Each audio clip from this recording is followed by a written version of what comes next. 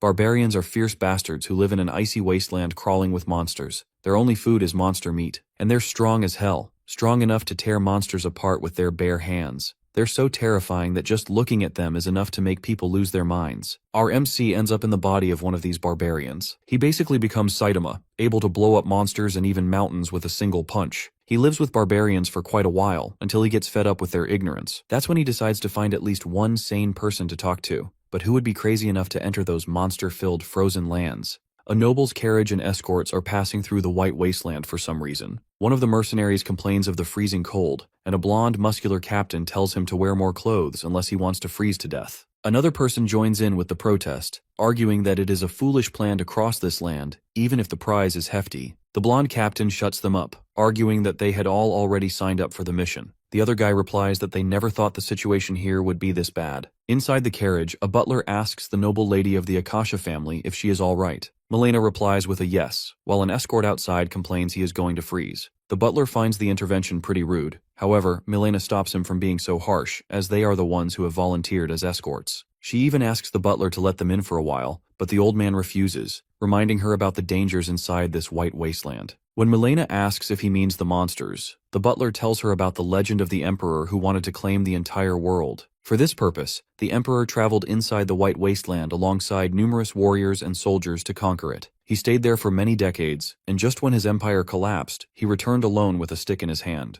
The man had lost all his men and spoke as if he had gone mad. He explained that the wasteland was full of monsters. However, the most dangerous thing there was, not these monsters at all, but the barbarians. The butler, however, adds that this is surely a legend which they cannot be certain about. Milena argues that his words held so much weight, considering many of the monsters he described have already been confirmed to exist in this place. They then discuss that although there has not been a sighting of these barbarians to confirm the legend, some weirdo named Euron told countless tales about these beings. Just then, the captain asks everyone to stop, as he can vividly see someone approaching them. As he could barely catch a glimpse of him, he tells everyone that he had both good and bad news. The good news is that the thing coming toward them is small in size, and the bad news is that he is not certain if it is a human or a barbarian from the Emperor's legend. Unexpectedly, when the barbarian approaches them, he politely says that he was just wandering here and there after he got sick of looking at the other barbarians. Catal says that he had not expected that he would run into some outsiders and greets them, saying he is happy to see them. He asks the captain if this is a merchant's carriage, and if they are the guards hired to protect it. When the captain confirms this, the Ashen barbarian suggests they head back, mocking that he is pretty sure they will not listen to him. Catal goes on to ask if there is someone in the carriage, and while everyone is too scared to utter a single word, the barbarian proposes that he wants to be hired as a mercenary too. The captain asks for confirmation of what Catal meant, and our guy simply repeats himself, explaining that he is offering to help them cross this harsh white wasteland. The captain cannot believe that a barbarian straight out of the legend is asking to join them, and all he wants is to be hired. He asks our big guy if he is not hostile towards him, upon which Catal responds with a bluff that if he were, they would have already hit the grave. The captain asks Milena if she heard all that, asking her for her orders. The lady asks him about the supposed outcome if they were to fight the big guy, and when the blonde captain says that he will not even think about that, Milena asks him to accept the proposal and hire the barbarian. The blonde captain then turns over to the barbarian and tells him that the noble inside the carriage has accepted his proposal. Catal finds it to be really good news, and his smile is enough for everyone to make them wet their pants. Catal tells them to relax and then demands an audience with the one in charge. The captain gets anxious and tells our guy that he will regret it if he tries something. The mercenaries argue that they should stop the Ashen barbarian. However, the captain asks them to stop being fools and argues that the employer has already given her consent. As the butler hears that, he freaks out, but Catal politely asks if he is allowed to come inside. Catal gets in and sits next to the butler, which makes the butler pretty uncomfortable. Our boy asks them to chill out, arguing that he has no intention of harming them at all. Lady Milena also appears to be a bit anxious, yet she warmly greets our guy. Catal mentions how warm it is inside and how it must be pretty hard to keep a place like this heated. Milena explains that magic is to blame for this, which gets the otaku lover pretty excited. Catal then tells her that the place is quite dangerous, and that there is only a slim chance that they could make it through alive, which is why he is offering to protect their lives. He also mentions that he has one condition, and just like that, the entire mood turns tense. Milena keeps herself calm and asks the guy what he wants. The barbarian smirks, and all he requests is knowledge of the world beyond these snowfields. Milena finds it pretty odd, and the barbarian makes it clear that it should not be a bad trade for her. Sweat slips down her face as she realizes she doesn't really have a choice and agrees to the proposal. The butler, however, does not seem to approve of this deal at all. Katal asks the lady about her name, and the lady gently introduces herself as a noble from the House of Akasha. Katal returns the favor and extends his gratitude for their little journey together. Back on Earth, he always dreamed of living in a fantasy world, and one day that wish weirdly came true. He somehow got isekai'd and woke up as one of those idiotic ashen barbarians stranded on a snowfield. He never got the chance to figure out how it happened, since surviving in a freezing wasteland while fighting non-stop waves of tough monsters was already a nightmare on its own. To stay alive, he pulled those dumb barbarians together, formed a clan, and took the lead. Time flew without warning, and all his escape plans turned out to be useless. But everything changed one day when a system panel suddenly appeared, saying he could finally leave this frozen hell if he completed certain quests. From the very beginning, it felt like some invisible force was keeping him stuck here, and he had nearly lost all hope. Over the years, many outsiders randomly showed up now and then, and from them, he found out that the world outside these cursed snowfields really was full of fantasy and magic, just like he had always imagined. Once he finds that out, he starts putting in even more effort and keeps clearing quest after quest, hoping to finally get out of these cursed fields. He also realizes just how valuable outside information is, which is why he asks Milena to trade some in exchange for helping her group cross through safely. Until now, everyone he met either freaked out or pulled a weapon on him, treating him like a monster. So he's honestly just glad to finally have a normal conversation with someone. The barbarians he was stuck with were completely brain dead, and talking to a proper human being for once actually calms his mind a bit. Out of nowhere, Katal asks the lady if they are transporting weapons. When Milena asks what made him think that, he says he heard the sharp clanging of metal from the wagon, which was a dead giveaway. He then asks her if there is a war going on beyond these frozen lands, and Milena's expression darkens as she confirms that the Empire and the Kingdom are currently locked in battle. She adds that the Empire is huge and trying to conquer the Kingdom, but so far the Kingdom is managing to hold its ground. She credits this to the Swordmaster and the hero who are guarding the borders. Katal seems curious and asks what kind of powers these people have, and Milena, surprised, asks if he seriously has no clue about the mysteries. When our barbarian tells her that he's never stepped out of these snowfields, the lady explains that her knowledge is limited too, but she does know that mystery is a real power in this world. Only a handful of people can actually tap into it, and depending on how far they can go, they're granted one of the 5 ranks of strength. The lowest ranks include those who can simply sense mystery, then those who can use it, and finally, the ones who can fully manifest it into things like mana or aura. Those who can do that are considered first-rate, and often hold titles like spirit summoners, mages, or knights. She says the ranks above those aren't something normal humans can understand, so they're just called transcendents, people who can bend mystery with nothing but their will. The Swordmaster is believed to be someone of that level, and then there's the hero, someone said to hold the power to even influence the world itself. Milena adds that even a third-rate person, someone who can barely sense mystery, is still considered powerful. That's when the Ashen Barbarian jumps in, asking to meet such people. Katal has no clue how long he's been stuck in this cursed place, but now he's more desperate than ever to escape. As he looks at his own reflection in the mirror, he quietly decides that no matter what it takes, he's getting out. That's when Milena asks if he's really a barbarian. Katal confirms it, wondering if they already know who he is. The lady then brings up the old legend and starts telling him everything about the Emperor. But Katal cuts her off, smirking as he says he actually remembers the guy visiting the fields once, and he just thought the man was some crazy lunatic back then. When Milena fails to understand what Katal means, he tells her straight that her legend might actually be true. Then he brings up something that's been bugging him for a while, asking why they chose this exact route when they're carrying such a massive load of weapons. Milena's face turns a bit gloomy as she quietly admits that they're stuck under a mountain of debt. She explains that her family has been in the trade business for generations, but people around them got jealous and started sabotaging their deals. All of that left them completely bankrupt. Now this merchant trip is their last shot at keeping the family name alive. Katal, using every bit of his brainpower, puts the pieces together and guesses that she must be trying to sell the weapons to the kingdom. When Milena curiously asks how he figured that out, Katal explains that if the Empire is really pushing forward, like she told him earlier, then the kingdom must be the one in need of weapons. That would mean they're willing to pay any price to build up their supply, which makes this dangerous route worth the risk. He even points out that since she didn't bother taking a safer route, it clearly means the two nations must be sharing a border. Milena looks at him in disbelief. Everything she had heard about barbarians painted them as ignorant and wild with no sense of logic. But now, seeing one of them lay out everything so clearly makes her start to wonder if he's even a real barbarian. Just then, the carriage jerks to a sudden stop and a loud crashing noise comes from outside, letting them know they've got company. As they quickly hop out of the carriage with weapons in their hands, they find themselves up against a huge sewer monster with red, bloody eyes. The sight of the monster leaves everyone frozen with fear, and the blonde guy just barely manages to mumble that it's a black slime. Katal inquires if it's really a black slime, and the lady confirms that this is what she has read in the records. When Katal asks about these records, she explains that in the past, many people tried to conquer this monstrous white snowland,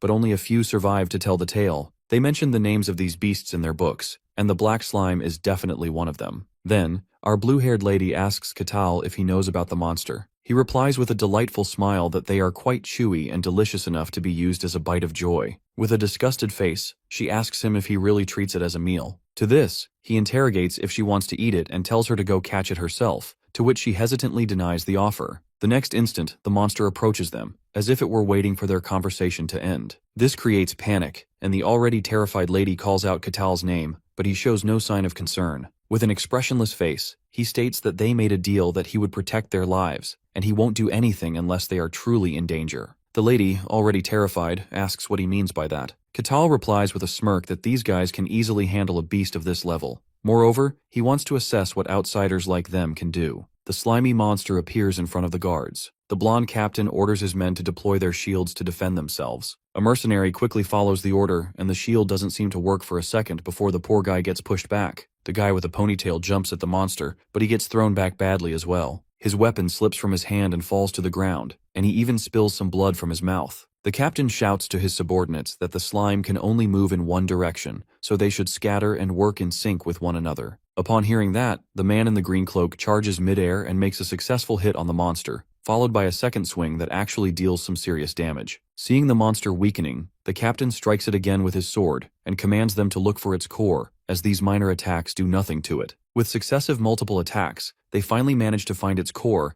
and a fatal blow shatters it, causing it to flow away like mud. Initially surprised, the guards then realize they have won and celebrate their first victory in this frozen wasteland. The victory makes Milena happy, but before they can relax and catch their breath, a white bear suddenly appears in front of the carriage. One of them shouts to aim for its neck. In response, all of them attack its neck at once and finish it. One of the teammates says that it might be possible that the tales of this cold wasteland aren't worth giving attention to, and maybe they are all just the bluffs of madmen. The leader quiets them with a stern voice, stating that they shouldn't be so clumsy and that they still have to move more than halfway to get to their destination. The man with the green hood curiously questions Katal's abilities, asking if he's really that strong, as all of it is just stories mentioned by the emperors and legends. According to him, Katal is just taking advantage of them, and he thinks that if nothing else, they should see what he is capable of. As they speak of it, the blue-haired lady curiously listens to their talks and questions what they mean by testing. All the guards gather close to her carriage and ask the lady for permission to speak. The green-hooded man says with confidence that they are going out of their way to complete her quest and are compelled to do so. Milena comes out of the carriage and tells them that she is grateful for the hard work they are putting into completing this mission. She reminds them that they obliged her request to help them cross this deadly land and stood by her when no one else would dare to. The hooded guy then interrupts her again with a question, asking if Katal deserves that VIP treatment, since he hasn't even had a single fight since he joined them. The lady of the Akasha family says that she understands what kind of evaluation they want from him. She doubtfully stares at the captain, who speaks in denial that he has already told them he has no say. Katal, with a smirk on his face, comes out of the vehicle and asks them if they want to see what he is capable of. One of them says that there is no way to test him right now. Katal, as he comes out of the carriage with his huge, well-toned muscular body, says that they are going to have another visitor soon. Just then, a dark shadow with bright eyes appears behind them, with a voice echoing that it's going to have a full belly today with the tasty weakling mortals. As the carriers turn around, they see a large snake with red, beaming eyes, terrifying them with its sharp teeth and long tongue hanging from its open mouth. The serpent threatens them to struggle as much as they can, because it will make them a lot more appetizing for it. Milena covers her ears in panic while the mercenaries keep their eyes tightly shut, trying not to move an inch. Katal walks right up to the beast, glowing with a strong purplish energy, and tells the snake to back off because these people are now under his protection. The big bad white snake starts getting uneasy the moment it lays eyes on Katal and asks what brings him here. The big bad white snake instantly reminds our guy of those ridiculous snowfield rules about trespassing on someone else's territory, but he quickly brushes that off and tells the snake to stop acting so uptight. The snake roars dramatically, trying to sound intimidating, and says Katal has no right to speak to it like that. But Katal is not interested in wasting time arguing. He charges in without saying another word and lands a heavy punch, deciding it is about time this oversized snake learned a lesson. The blow hits hard enough to shake the entire ground around them, leaving everyone nearby frozen in place. Milena yells out to ask if Lord Katal is alright, and he replies calmly that he will be done with this quickly and join them soon. He leaps in again, now covered in an overwhelming burst of power that feels almost unnatural, and brings the cocky snake to the ground in just one strike. A little while later, Catal sits inside the carriage peacefully, while everyone else stays outside, shivering and begging for forgiveness. The barbarian casually turns his face away and says it is only normal to be suspicious of strangers at first. Still, the roles have completely flipped, and now even the butler is forced to walk out in the snow. With that settled, Catal leans back and asks the girl why she chose to come all this way by herself, despite knowing the danger. She opens up saying she is the first daughter of Lady Bellica,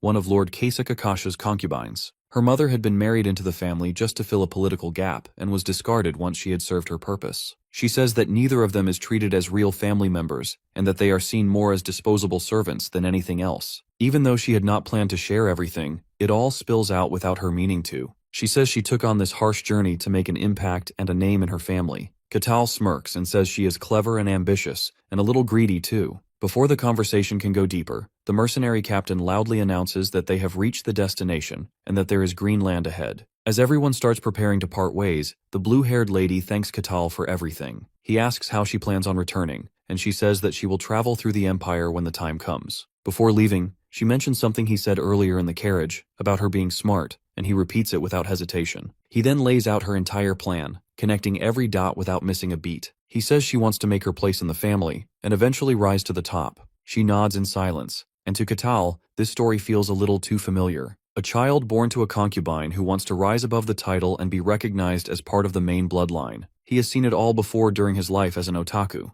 The girl starts to see how sharp Catal truly is, much beyond what she expected from a barbarian. She wonders if she can control his strength one day and tells him to come find her once he leaves the snowfields, offering him a place beside her. Catal turns her down, saying he still has unfinished business. So she gives him a pendant and tells him to visit her if he ever finds himself in the outside world. Catal accepts it with a simple smile, calling it a gift without asking too many questions. The butler gives a respectful farewell, and they all go their separate ways, hoping that fate brings them together again someday. 5 full years pass, and Catal finally completes his 784th quest, which officially grants him the right to leave the snowfields and step into the outside world he has been longing for all along. He peacefully enjoys the scent of the grass and the gentle sound of the river, feeling as though he's finally been summoned to heaven after enduring a living hell in the snowy wasteland. Turning toward the icy plains, he curses the place, hoping with all his heart that he never has to go back there again. He fantasizes about everything he can finally enjoy in this new world of magic, a fervent desire that has kept him alive all this time. He sees the world beyond the snowfields as a place where miracles are commonplace,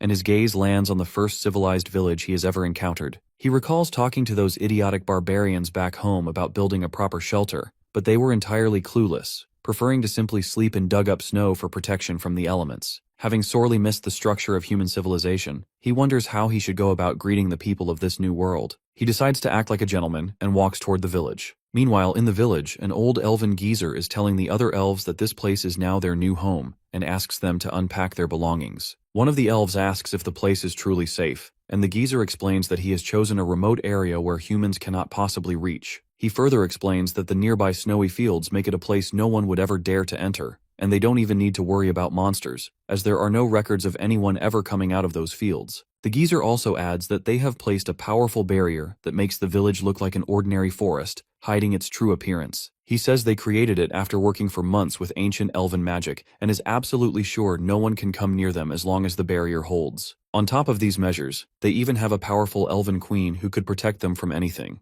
Right on cue, our boy Catal casually strolls through the all-powerful barrier like it's just morning mist. He feels something odd for a second, like walking through a spiderweb, but shrugs it off and continues. That's when he sees a young elf girl standing nearby, looking like she just lost her entire family. She scans her surroundings, visibly panicking, and the moment her eyes land on the towering human who greets her with a friendly hello, she immediately short-circuits and collapses on the spot. Catal catches her before she can fall, wondering what just happened. He thinks to himself that if he takes the child back to her village, the elves might hold him in high regard. Given how gentle elves are supposed to be, he believes they might even welcome him in. He blushes at the thought and carries her to the village. However, the moment the villagers see him, it's like someone set off a panic bomb. The girl's mother immediately breaks down, sobbing like she just saw a ghost holding her child. The elder stands frozen, probably rethinking his entire speech about how foolproof their barrier was. After a long moment of useless silence, he snaps out of it, panics, and yells that the barrier's been breached, demanding to know where the queen is. It appears that the so-called queen is out on patrol. Catal tries to tell them that he is not their enemy, but they keep throwing threats at him.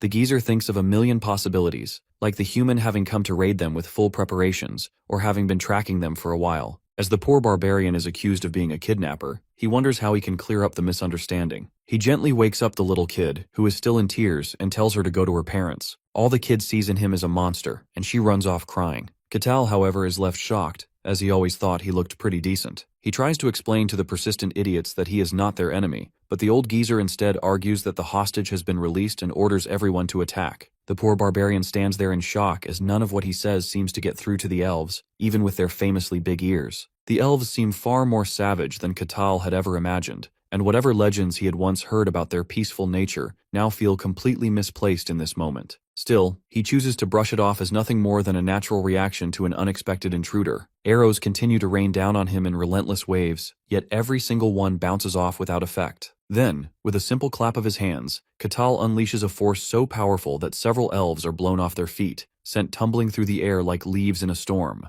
While the old elf geezer watches this scene unfold in silent disbelief, Catal continues insisting that he has no hostile intentions, and means them no harm. A passing thought crosses his mind, that perhaps he went too far, and this display of strength has only deepened their fear. Just as he begins to consider pulling back, a sudden burst of heat alerts him to a flaming arrow flying at him from behind, its glow cutting sharply through the cold. It turns out the queen, who had been away on patrol, has now returned to defend her people from what she assumes to be a deadly threat. The regal leader of the Leaf clan, known by the name Marcelia Hacian Caracia blah blah, demands an explanation for the chaos. Wasting no time, the old elf quickly points at Catal, accusing the poor outsider of attacking their village without provocation. Catal keeps urging them to at least let him speak, but the sight of him standing tall without a single wound leaves both Marcelia and the elder visibly unsettled. The queen spits out a comment about how disgusting humans are, then lunges at him with full confidence that she can easily crush someone like him. In that moment, Catal quietly begins to wonder if they even understand a word he's saying,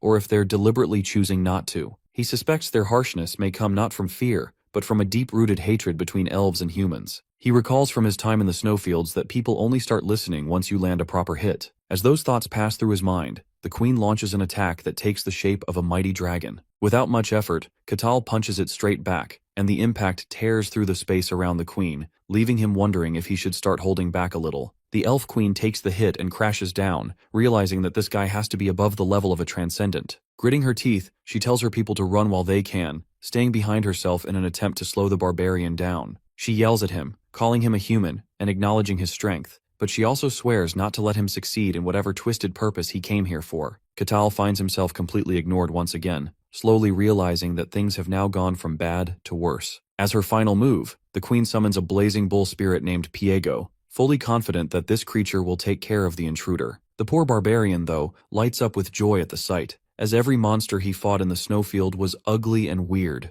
nothing like this magnificent beast. While he admires the bull covered in flames, Marcelia wastes no time and commands her summon to destroy the man standing before her. The spirit seems to be a high-grade fire entity, older, prouder, and far more powerful than the usual ones, just as ancient spirits tend to be. Marcelia knows well that her own strength isn't enough to summon something like this alone. To form the contract, she had to ask for help from another tribe, never imagining she'd be forced to call upon it under these circumstances. Now she orders it to fulfill its contract. The fire bull, steady and stern, asks if his contract is simply to annihilate the human before him. But even he starts to sweat nervously when he lays eyes on the so-called human and wonders aloud if that's really what this creature is. As this is his first time seeing a summoned beast in real life, Catal is honestly amazed by how cute and majestic the summon looks, while the elf queen turns to Pago and tells him that this is the human who has intruded on the sacred elfin lands, and for that, she wants him dead. Hearing this, Pago casually decides he will incinerate the guy until there is nothing left but ashes, since he is the human foolish enough to mess with the sacred race, while our boy just stands there like it's no big deal, mostly because he has no clue what is even going on. Pago gets ready to launch his attack and dashes straight at him, while he still stands there doing nothing, making zero effort to even move out of the way. As the bull spirit smashes into him, a massive explosion erupts, and the elf queen assumes he is dead, but to her shock, he stops the spirit with only one hand. As he has gotten used to beating up wild beasts on the regular, he feels like this beast form actually puts him weirdly at ease, mostly because it makes things a whole lot easier for him to slay it without holding back. He punches Pago with so much force it feels like the earth itself might split clean in two, like a massive volcano just erupted beneath their feet. But in reality, that is only a few percent of his true power. After things calm down, the Elf Queen barely survives the explosion and stands there feeling powerless in front of him. She stares in total disbelief, shaken by the gap in power, and ends up begging him to spare her entire clan. He calmly tells her he is not their enemy, and hearing that response leaves her genuinely astonished. After a more detailed conversation, she finally understands that he really has no hostile intentions toward them. She starts feeling bad as it hits her that her people judged him way too quickly and apologizes for their mistake,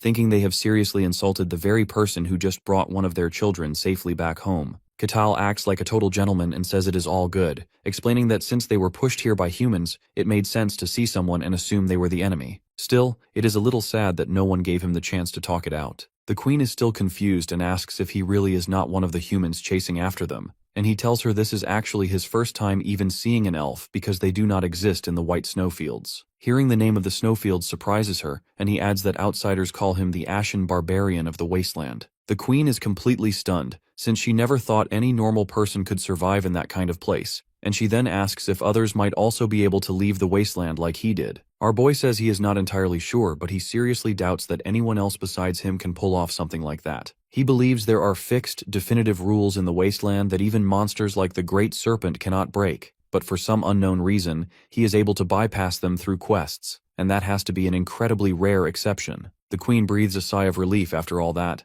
while he casually asks if her cute summon is okay, since he did split it clean in two with a single punch after all. She assures him that the spirit is completely fine, because all spirits are beings of pure nature, and simply return to the spirit realm when forcibly unsummoned. She then asks if there is anything she can do for him, and admits her people have been quite rude to him. After thinking it through for a moment, he asks if other beings are also able to form contracts with spirits, and she replies that normally it is not possible, but humans with a high affinity for nature can sometimes make those contracts. She adds that if he truly wants to try, then he should visit Elfo Sagrado. That is the holy land of the elves, where the Lord of the Elves is said to reside, and they might be willing to help him form a proper spirit contract. All excited, he asks if a human will really be allowed into the holy land of elves. She explains that it should not be a problem with her personal introduction, and that he has to keep everything a secret. The Elf Queen quietly thinks that Elfo Sagrado is every elf researcher's dream destination, and allowing a human near that place is seriously risky, since it is more precious to the elves than their own life. No one ever reveals its location,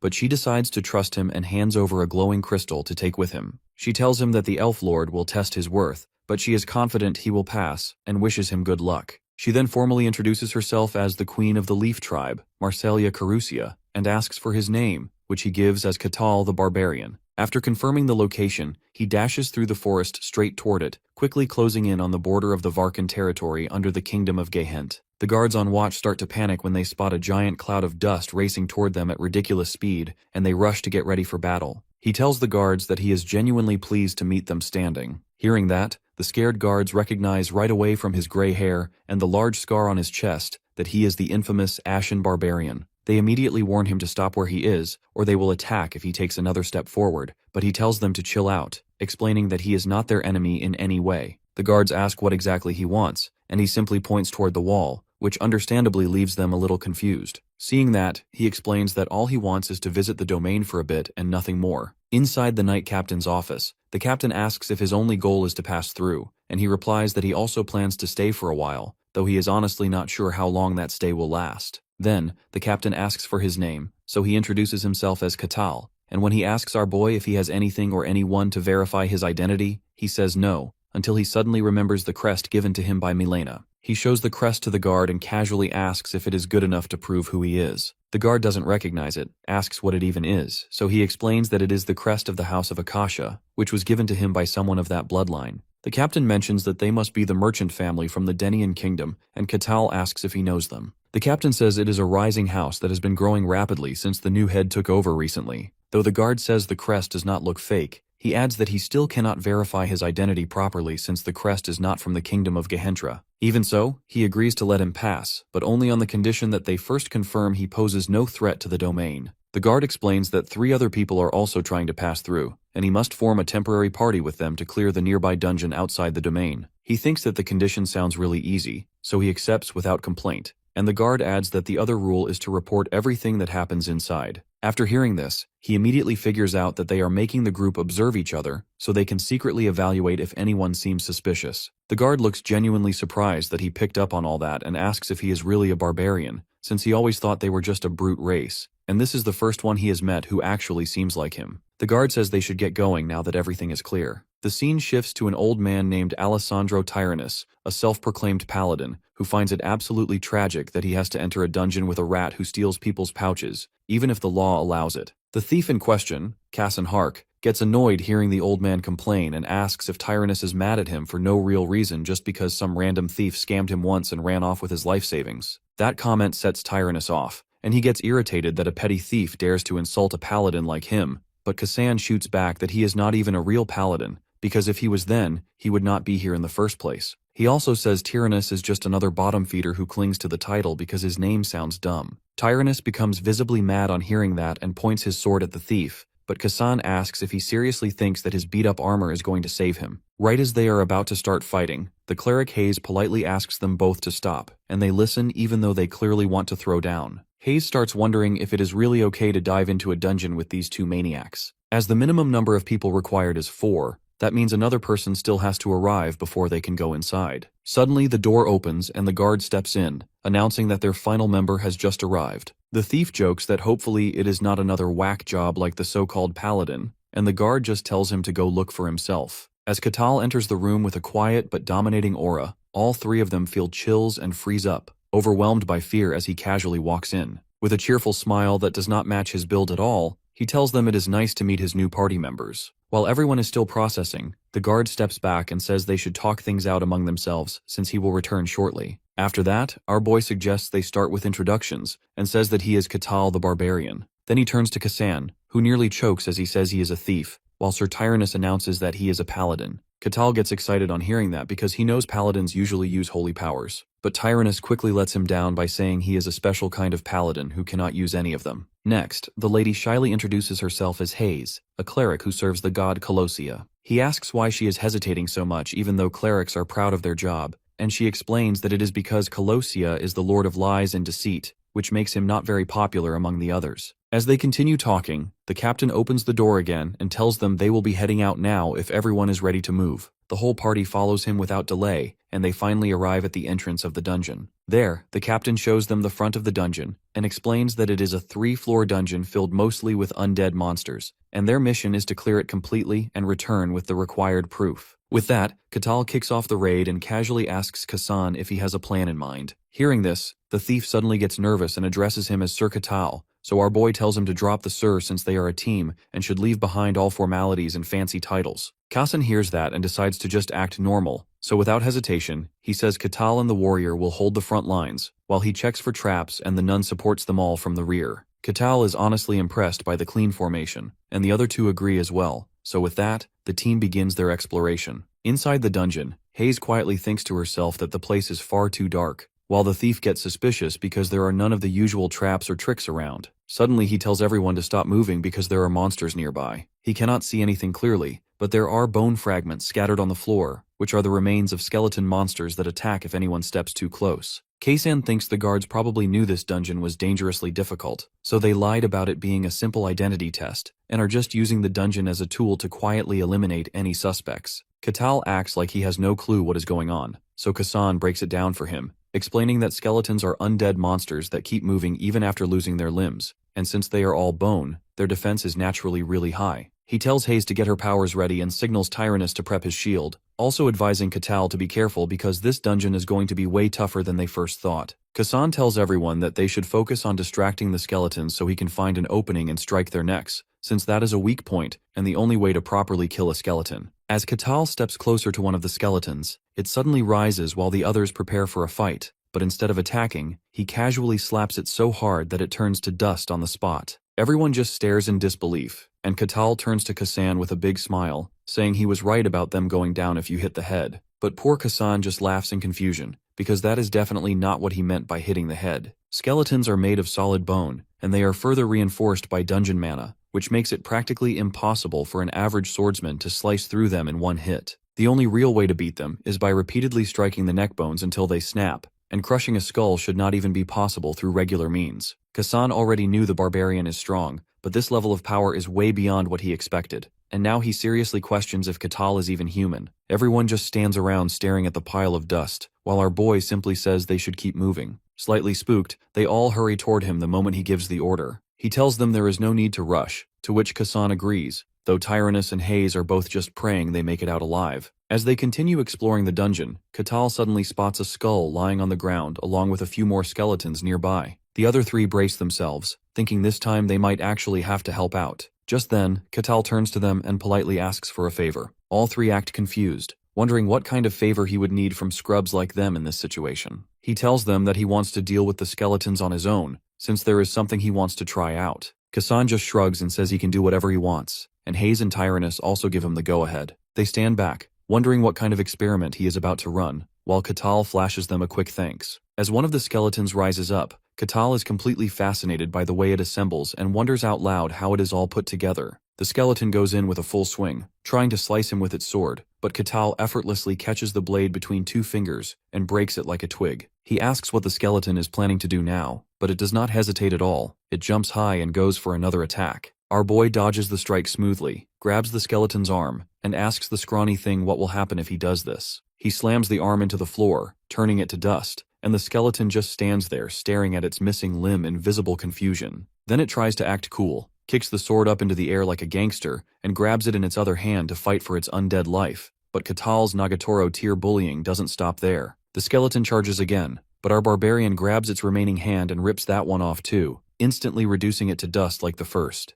The poor skeleton still refuses to quit and starts flailing its broken arms at him. Our boy grabs it and completely crushes the right arm for good. He is genuinely impressed that the skeleton can substitute its body parts and has such high intelligence, while the rest of the party just watches in stunned silence, pitying the poor skeleton getting clowned on. Hayes feels a chill run down her spine as she watches the scene unfold, while Kassan and Tyrannus look like their souls just exited their bodies. At that moment, they truly realize what kind of monster a real barbarian is, as Katal stands in front of the broken skeleton with a proud, menacing smile like it's the start of his villain arc. The others stare in horror as Katal uses brute force to detach the head from the skeleton's body and chuck it onto the ground, all the while looking like a complete psycho. He then finds it oddly amusing that the creature really cannot move without its head, before smashing the skull with his foot like some kind of villain. Seeing that scene, a cold shiver runs down the spines of the other three as Katal casually apologizes for the delay after acting like a demon he has clearly become. Completely terrified of him, Kassan nervously says it is no issue at all and politely requests Sir Katal to take all the time that he needs.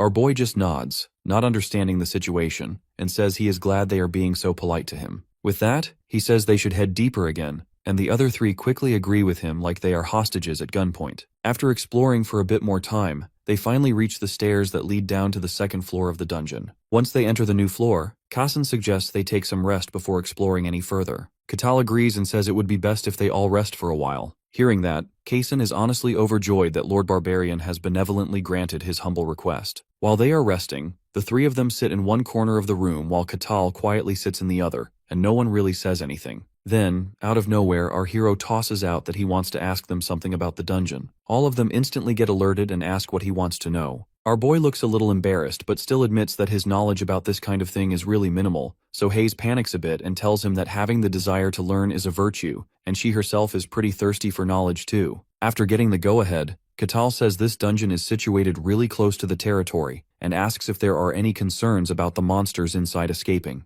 Hayes calmly explains that under normal conditions, monsters from dungeons do not come out of them, but of course there are rare exceptions, and those cases are promptly reported and dealt with. Kassan jumps into the conversation and says that since dungeons are an unknown kind of natural disaster, they tend to have wildly different appearances. Some show up as caves while others look like towers, but most dungeons always manifest near highly populated areas for some reason. That makes way more sense to Katal about why this dungeon is present here, and Hayes tells him that the local lord usually assesses the danger level when a dungeon appears, and then dispatches guards or mercenaries accordingly, but sometimes outsiders like them are also used to clear it. After hearing all this, our boy finds it interesting that dungeons never manifest inside territories, and Kassan confirms that is correct, because they always form at a certain distance. With his face all lit up, Katal asks if there is any kind of reward for a successful conquest, and Hayes confirms that, saying there is a boss waiting at the final floor. If they manage to defeat it, then they get really good rewards, especially since this dungeon is a pretty large one, and the boss is just as difficult. Our boy grins widely on hearing that and mumbles that it is just like a game,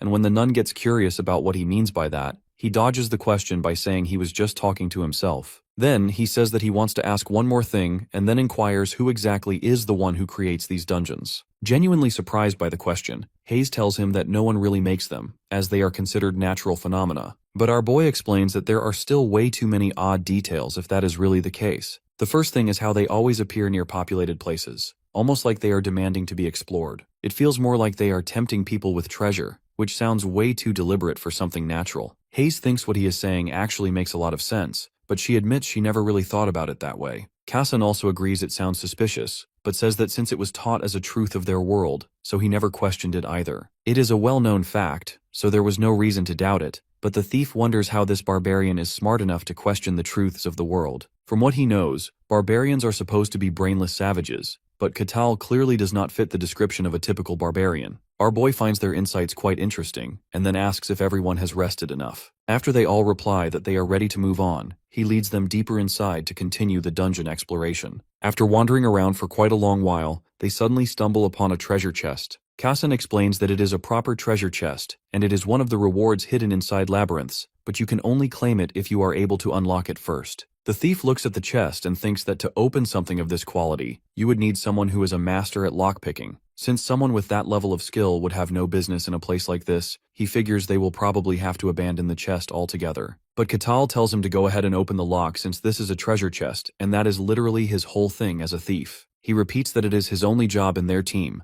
but Kassan starts sweating buckets, thinking the problem is that if he really was capable of such a thing, he would not be in this trashy dungeon. He is just a budget ninja, a peasant at the bottom of the food chain who is not even acknowledged by the Thieves Guild, but he cannot admit that when the barbarian has so many expectations from him. If he says he cannot do it, then all of Katal's excitement will instantly turn into infuriating disappointment, and the result of disappointing a barbarian might end up with him looking like that poor skeleton. So in the end, he decides to give it a try. He pulls out his lockpicking gear while Katal watches from behind with childlike excitement at seeing a real thief at work. With our boy looming over him and admiring the details, Kassan tries to recall every lockpicker he saw while working as a porter for other thieves. The guy locks in hard, thinking that if he fails to open this chest, then he is basically dead, and that pressure ends up activating his hidden skill called Cry of the Soul. After a while, Kassan suddenly hears a faint sound, and Katal thinks that he must have broken something. But in reality, the lid of the chest slowly starts to open, and seeing this unfold, Kassan feels so glad that tears of joy start flooding out. Hayes cannot believe he actually did it, because she always heard that only skilled thieves can open a treasure chest, and witnessing it herself, she thinks Kassan is a pro. Our boy is also quite impressed by his unexpected success and compliments him for the good work, while Kassan pretends he did it on purpose. The guy himself has no clue how he pulled it off, and he always prided himself on living the best life he could. But after seeing what he is capable of, he is starting to question what his best even was, and whether he was living a lie this whole time. While Kassan is quietly depressed from all of this, Katal casually asks about the value of the reward they just found. Hayes tells him that with this kind of quantity, someone could not only easily feed a regular family for a whole month, but also live quite a luxurious month at that. Hearing that, Katal smiles and tells Kassan to look after the valuable rewards. Kassan takes the items out of the chest, but he nearly wets himself when they catch him sneakily trying to slip some into his own sack. Everyone asks him if something happened, but he awkwardly denies everything like nothing is wrong. Later, they come across a random pile of bones lying on the floor, and from the looks of it, there appear to be 4 skeletons, so our barbarian says that he will take care of 3 skeletons and leave the last one for the rest of them to handle. Everyone agrees with the plan as they quietly wonder if this even counts as a real battle. The moment they slowly get in range of the pile of bones, the skeletons begin assembling. As the scary, spooky skeletons ferociously roar at the party, everyone quickly prepares for the fight, and Katal confidently shouts at the skeletons to bring it on. Kassan charges in first and lands a clean hit. But as the other 3 skeletons try to gang up on him, our boy casually grabs them with his giant arms and hugs them from behind so they do not interfere with the fight. He tells them not to interrupt because he wants to observe how his teammates fight on their own. Kassan dashes toward the skeleton again and strikes its neck with his blade, but it is still not enough to kill it. The skeleton then swings back with an attack, which Tyrannus manages to block with his large shield. Meanwhile, Hayes casts Shadow of Confusion on Tyrannus's sword, and he uses it to land another powerful strike on the skeleton's nape. As a result of the clean attack, a crack forms along the skeleton's thick neck bone. Seeing this level of coordination from a fresh party honestly impresses Katal, and he thinks it is pretty rare for a group of strangers to work together this smoothly. With that, he quickly crushes the 3 skeletons into magical powder and decides to enjoy the show now that he has gotten rid of the noisy distractions. When the other 3 watch him stand there and calmly observe them, they immediately understand that the barbarian is trying to test them, and that they are screwed if they show even the slightest kind of weakness. So to prove they are not weak, all 3 of them gang up on the poor skeleton while it quietly waits there to meet its sad and inevitable end. With the last skeleton finally down, the 3 of them sit down together and get some much-needed rest, and after casually assessing an average human's skills from the short fight, our boy starts thinking that the humans who came to the wasteland with Milena were much stronger. As they move on to the 3rd floor, the number of skeletons increases drastically, but since Katal is leading from the front, the party is able to push forward without any real difficulty, and it feels nothing like a dungeon because he makes the way too easy. After some time, they finally reach the deepest part of the dungeon, where the boss of the entire dungeon called the Skeleton Knight is sitting ominously on a throne. Seeing the Skeleton Knight up close, the other 3 are completely terrified, and Hayes is unable to understand why something like that would even be here. Katal asks if this skeleton is any different from the others they have faced so far, and she replies that it is much, much stronger compared to anything they have seen. She goes on to explain that the Skeleton Knight is a powerful monster who freely wields both a long sword and a heavy shield. They honestly have no chance against it unless they have a fighter at least on the level of an elite knight on their side, so their chances of surviving this fight are pretty much equal to 0 right now. Our boy gets curious and asks what happens if they cannot clear it and decide to retreat instead. Hayes explains that the territory will send a request for confirmation, and if it is confirmed to be a true report, then it will likely be dealt with by the authorities fairly quickly. Hearing that, our boy smiles to himself while saying that it sounds pretty reasonable before he starts walking straight toward the Skeleton Knight. Seeing that, the other 3 just stand there frozen in confusion about what exactly he plans to do. As he moves closer, the eye sockets of the Skeleton Knight suddenly glow a deep crimson red as it awakens from its long slumber. Noticing that a skeleton is already in its assembled form,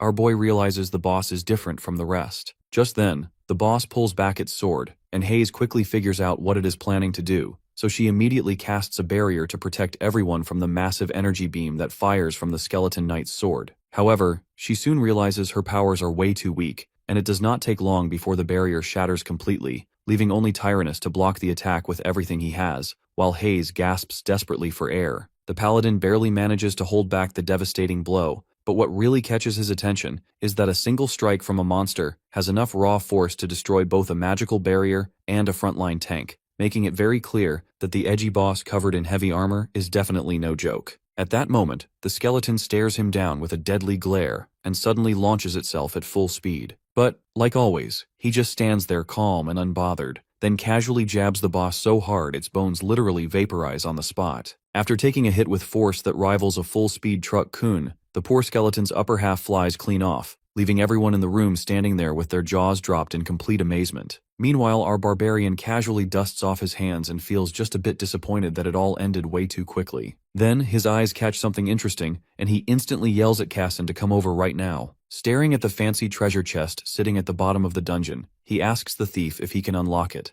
Kassan quickly shuts that down and makes it clear that it is way above his level, since the lock is high grade and he does not have the skill to handle it at all. After saying that, Kassan sighs and mutters how it is such a shame they found the treasure but cannot open it, until he sees the barbarian go mad and smack the wooden chest so hard that it starts smoking from sheer friction. Tyrannus and Hayes also stare in frozen shock as he grins and declares that the rewards earned with violence are always the best kind. After that, he tells Kassan to take care of whatever is inside, and the thief finds it wild that someone actually smashed open a treasure chest like that. It makes him wonder even more why he was asked to open it in the first place when the guy clearly could have handled it faster himself. Anyways, with that out of the way, the party finally exits the dungeon and Katal gets surprised as soon as he walks out. Without warning, the roof of the dungeon entrance collapses, but Kassan barely reacts because it is well known that dungeons disappear like that once they are fully cleared, which means they did not miss any secret rooms. Hearing that secret rooms exist gets him even more hyped about future dungeon dives and what he might find next. Back at the border, the guard is utterly speechless when he realizes the sketchy party somehow made it back alive and intact. Sweat runs down the guard's face as he nervously asks Katal and the others how it went, and the barbarian cheerfully tells him that it was an absolute blast. The guard looks mildly disturbed by that energy, but he still moves on to the next step, which is interrogating each of them one by one about everything that went down inside the dungeon. First up is Hayes, and she calmly says that she did not notice anything unusual or problematic during the mission. However, the captain is not quite convinced, and questions whether she really thinks it is acceptable for a barbarian to be allowed inside the domain in the first place. Hearing that, she seems a little unsure what to say because she knows the interview is clearly meant to identify any potential risks. After her, Kassan steps forward and says that Katal does not seem like some mindless barbarian who would cause trouble for anyone. The guard appears surprised to hear that someone with such overwhelming strength did not abuse it or harm his teammates, which he finds very unusual and worth noting. Finally, when it is Katal's turn for the interview, he gives fair comments about each party member and offers genuine praise where it is due. That throws the guard off again, since normally the people he throws into dungeons together end up blaming or trash-talking each other during these follow-up sessions. After hearing them all out, the man grants them entry into the territory, but only on the condition that they can be removed at any time if they cause even the slightest trouble. He then hands Katal a large sack filled with coins as a reward for clearing the dungeon, and even he feels no urge to skim from it after seeing the relaxed smile on Katal's face. With that, Katal turns to his party members and tells them to take their share of the reward. They try to turn it down quickly, but he insists that it is only fair since they did clear the dungeon together as a team. He then suggests they grab a few drinks to celebrate their first mission together, and they nervously agree because they are not sure how to say no to the Ashen Barbarian. So, the group strolls toward the main gate while the guard continues watching Katal closely from behind, still suspicious. He knows the guy has the kind of strength that lets him knock out a dungeon boss with a single hit, which puts him at the level of an elite knight, or maybe even higher than that. That is why the guard quietly tells his men to keep an eye on Katal while he heads out to speak with the Lord of the domain. At the Lord's luxurious mansion, the guard receives permission and enters the private chambers. Inside, Luke Barkin, Lord of the Barkin domain in the kingdom of Gehentra, calmly asks for the reason behind the urgent report, and the captain tells him that the barbarian from the rumors has appeared. Moving forward, Lord Luke Barkin turns to the captain of the guards and asks whether he gave the barbarian permission. The captain nods and says he did, thinking at the time that it wouldn't really cause any big trouble. Lord Barkin now raises a brow and wonders what sort of problem he means, so the captain explains that the barbarian seems way too strong and might stir up serious issues down the line. After hearing that, Lord Barkin leans in and asks how strong exactly, and the captain reveals that the guy knocked out a skeleton knight with a single blow. Lord Barkin's eyes shoot wide open, since a skeleton knight normally poses a challenge only for trained knights, or someone at an even higher level. And yet somehow, a mere barbarian, a class not exactly famous for brainpower, manages to wipe it out with just one hit. Just to be sure, Lord Barkin double-checks whether this means the barbarian counts as first rate, and the captain responds that the odds of that are pretty high. Then Barkin throws in another question, asking whether he might be even stronger than that, and this time the captain says he honestly can't rule it out. That answer doesn't sit well with Lord Barkin, who now thinks that having a barbarian of this caliber could easily turn into a royal headache someday, since barbarians live by one rule only, which is that power decides everything. He orders the captain to summon the guy, but the captain hesitates and wonders aloud if that's really a smart idea. Lord Barkin calmly explains that letting someone this powerful roam unchecked within their territory could become a threat to their stability, so laying eyes on the man himself might give him a better sense of control. The captain still has doubts and says the move might be risky, but the Lord reminds him that he has his personal knight right there for protection. He then turns to the knight for a second opinion. The knight confidently replies that while the barbarian might seem powerful, in the end he's still just a mindless brute who stands no chance against the refined swordsmanship passed down to him by the legendary great swordmaster. Lord Barkin nods with satisfaction and gives the command to bring the barbarian so he can handle the matter directly. Meanwhile, our guy Katal sits with his party, absolutely destroying a meal while the others sit quietly and watch him inhale food like he hasn't eaten in years. He slams his mug down and cheerfully declares how amazing the food tastes and how peaceful the place feels, saying he really likes the vibe. He adds that the meal's on him and tells them to go wild and eat whatever they want, which leaves them all genuinely surprised. He then turns to Sir Tyrannus and asks what sort of divine powers he possesses, since he didn't see anything flashy back when they went through the dungeon together. The paladin scratches his head, clearly embarrassed, and explains that he's still in training and hasn't unlocked his full potential yet. Katal calls that a shame but quickly shifts attention to the cleric of Colossia, asking her whether there's a temple nearby. She replies that there likely isn't, since Colossia is a deity people don't usually welcome, and has been rejected by the public for being associated with lies and trickery. She then looks straight at our guy and asks how strong he is, catching everyone off guard. He admits that he has no clue where he stands rank-wise, since it hasn't even been that long since he left the snowy wilderness. Curiosity gets the better of him, so he asks what kind of level a skeleton knight actually sits at. The cleric answers that someone must reach second-rate just to face one, and only a first-rate warrior could take one down the way he did. Before they can dive deeper into the topic, The cafe owner approaches their table with a nervous look and politely asks them to wrap things up since the shop's closing. The man looks ready to pass out, but Catal responds with the softest apology possible and quietly heads out with his party. Later he turns to ask if the others have any plans lined up, but the moment the words leave his mouth, they all blurt out that they do and that they're super busy. Catal thinks it's unfortunate but doesn't make a fuss. He parts ways with the group and says he hopes to run into them again someday. The others just stare at him with that frozen, blank look people wear when they're desperate for an escape. The day winds down, and our guy eventually finds a place to stay that's comfortable enough to make him forget how rough things were in the past. He settles into bed and realizes that this is the first time he has even touched a bed since he arrived here. He finds it comforting that the loot from the dungeon was enough to pay for a proper room, since the comfort feels like paradise after all that snowfield chaos. He starts thinking about what lies ahead now that he's finally made it into civilization and sighs, wishing to visit places like the sacred grounds of the elves, the magic tower, or even the royal capital. Thoughts like these float around until sleep gently pulls him under. The following morning, a knock on the door jolts him awake. He quickly wipes away the drool from his mouth and drags himself up. When he opens the door, the captain of the guard stands tall in front of him. Catal rubs his eyes and asks what's going on, and the captain calmly informs him that the Lord wishes to meet him face to face. Hearing that, Catal lights up at the idea of meeting the ruler of the land and flashes an innocent smile before agreeing without a hint of hesitation. Still standing half-naked by the door, he tells the captain to hang tight while he grabs some clothes. The man stares in disbelief, not because the barbarian agreed, but because he did it so easily, like it was the most normal thing ever. The scene shifts to a bustling street in the Lord's domain, where the bright daylight finally lets Catal take in the scenery. He finds himself stunned by how pretty the city looks compared to the shadowy version he stumbled into last night. As he takes in the streets, colors, and buildings, he quietly thinks to himself that he really lucked out with this place. Meanwhile, the captain walks a little ahead, visibly stressed as he wonders what the barbarian might be doing behind him. He decides not to check and just wishes they could reach the mansion before anything weird happens. At the gates, the captain announces their arrival to Lord Barkin, who then welcomes them inside and stretches out a hand for a greeting. He introduces himself with calm authority, and Catal politely responds with a handshake and even bows his head while stating his name. This leaves the Lord visibly stunned since barbarians rarely bow, and he wonders if he has finally lived long enough to witness every possible anomaly under the sun. He compliments Catal's manners and gestures for him to take a seat. Catal looks around the room with eyes full of curiosity and finds himself impressed by the castle's design. It reminds him of the medieval architecture from Earth, but then his gaze soon lands on the knight standing beside the Lord, and his face lights up with nostalgia at the familiar armor style, which reminds him of RPG characters he once controlled in video games back home. However, the knight picks up the stare and misreads it entirely. He senses something dangerous and assumes the barbarian's eyes burn with murderous intent. The knight tenses and his hand inches toward his blade, prepared to neutralize the threat before it can act. Before the tension escalates,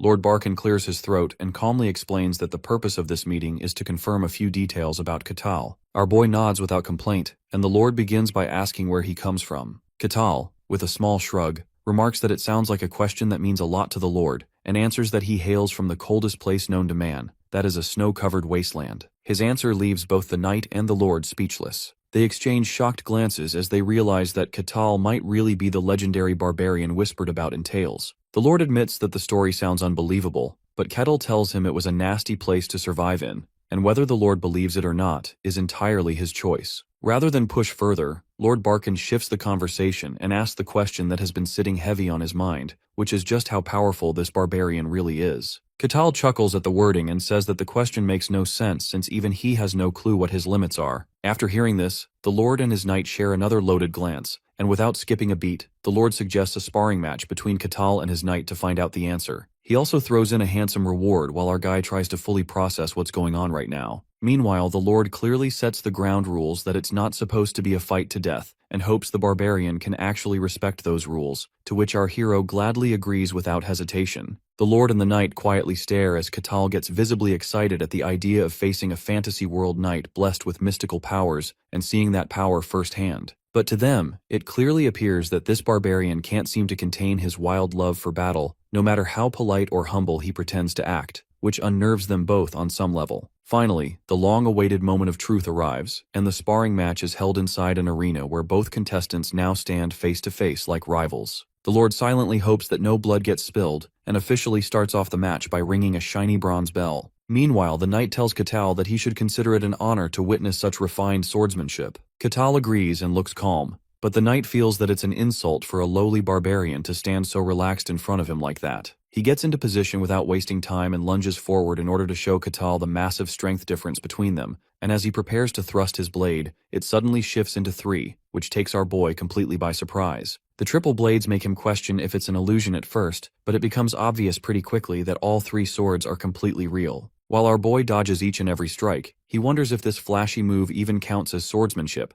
and the knight figures that our boy must be just strong enough to barely avoid the attacks, which seems impressive, so he decides to wrap it up with a final all-out strike. But right then, our boy lifts his fist and flicks the sword, which shatters it into pieces along with the knight's pride. He then reaches for the knight and grabs his armor like it's just a piece of old cloth before tossing him across the arena without any effort, which makes Lord Balkan sweat bullets. Once the match ends, the Lord stares in disbelief as his finest warrior gets wiped out in one blow, shaken by the terrifying strength the barbarian has just displayed. Our boy casually turns toward the Lord and asks if he's done, and the Lord fumbles for words as he tries to process the scene before his eyes. He estimates that anyone who can flatten a top-level knight like this must be superhuman at the very least, though he still has no clear way to measure the real scope of this power. That fact alone puts him even more on edge, since an unpredictable force like this could break the fragile balance of the world. After a moment, the Lord decides to report this matter to the person known as the Swordmaster, and thinks that he should be arriving at the mansion any moment now. As he hopes this event is interesting enough to catch the Swordmaster's attention, a familiar voice calls out from beside him. He turns his head and finds the old Swordmaster already standing there,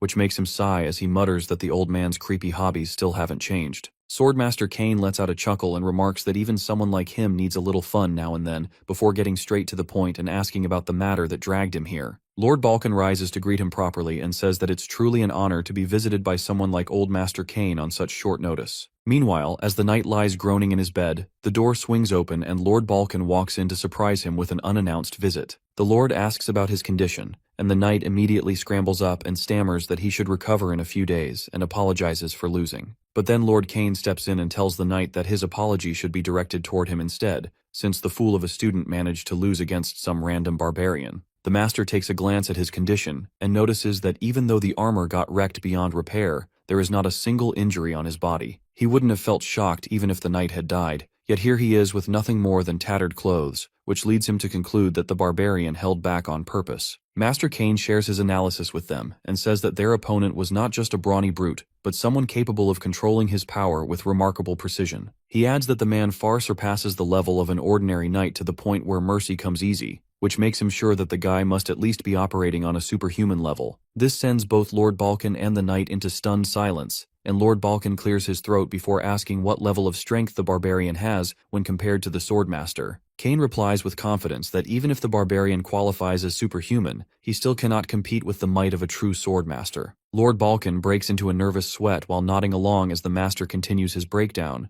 noting that the barbarian never used aura, which normally should be impossible. He wonders whether this could be the true potential of the infamous Ashen Barbarian, and begins recalling how he once laughed off the ancient tales. But now that the man supposedly came from the White Steppes, he starts to think the legends might have some truth to them. He questions whether this creature is even human at all or just another beast from that cursed land, but then reminds himself that if he truly were a monster, he wouldn't have shown mercy to a helpless human knight. Even after all this thinking, the mystery remains about why someone from that frozen wasteland would suddenly appear right now. Lord Balkan watches the master silently sink into thought and grows uneasy, so he asks if everything is all right. The master brushes it off and says the concern belongs to another time before throwing in a quick comment about how the emperor keeps asking for the most absurd things. He tells the Lord to stop worrying for now and asks whether the barbarian still remains within his domain, which the Lord confirms, and the master scoffs that he will see it for himself. Meanwhile, back at Lord Balkan's mansion, the captain inquires about our protagonist's next moves, but our boy is not sure yet. A little while ago, the captain had already given him his reward for the duel, and the Lord had personally granted him permission to do whatever he pleased within the domain without any interference.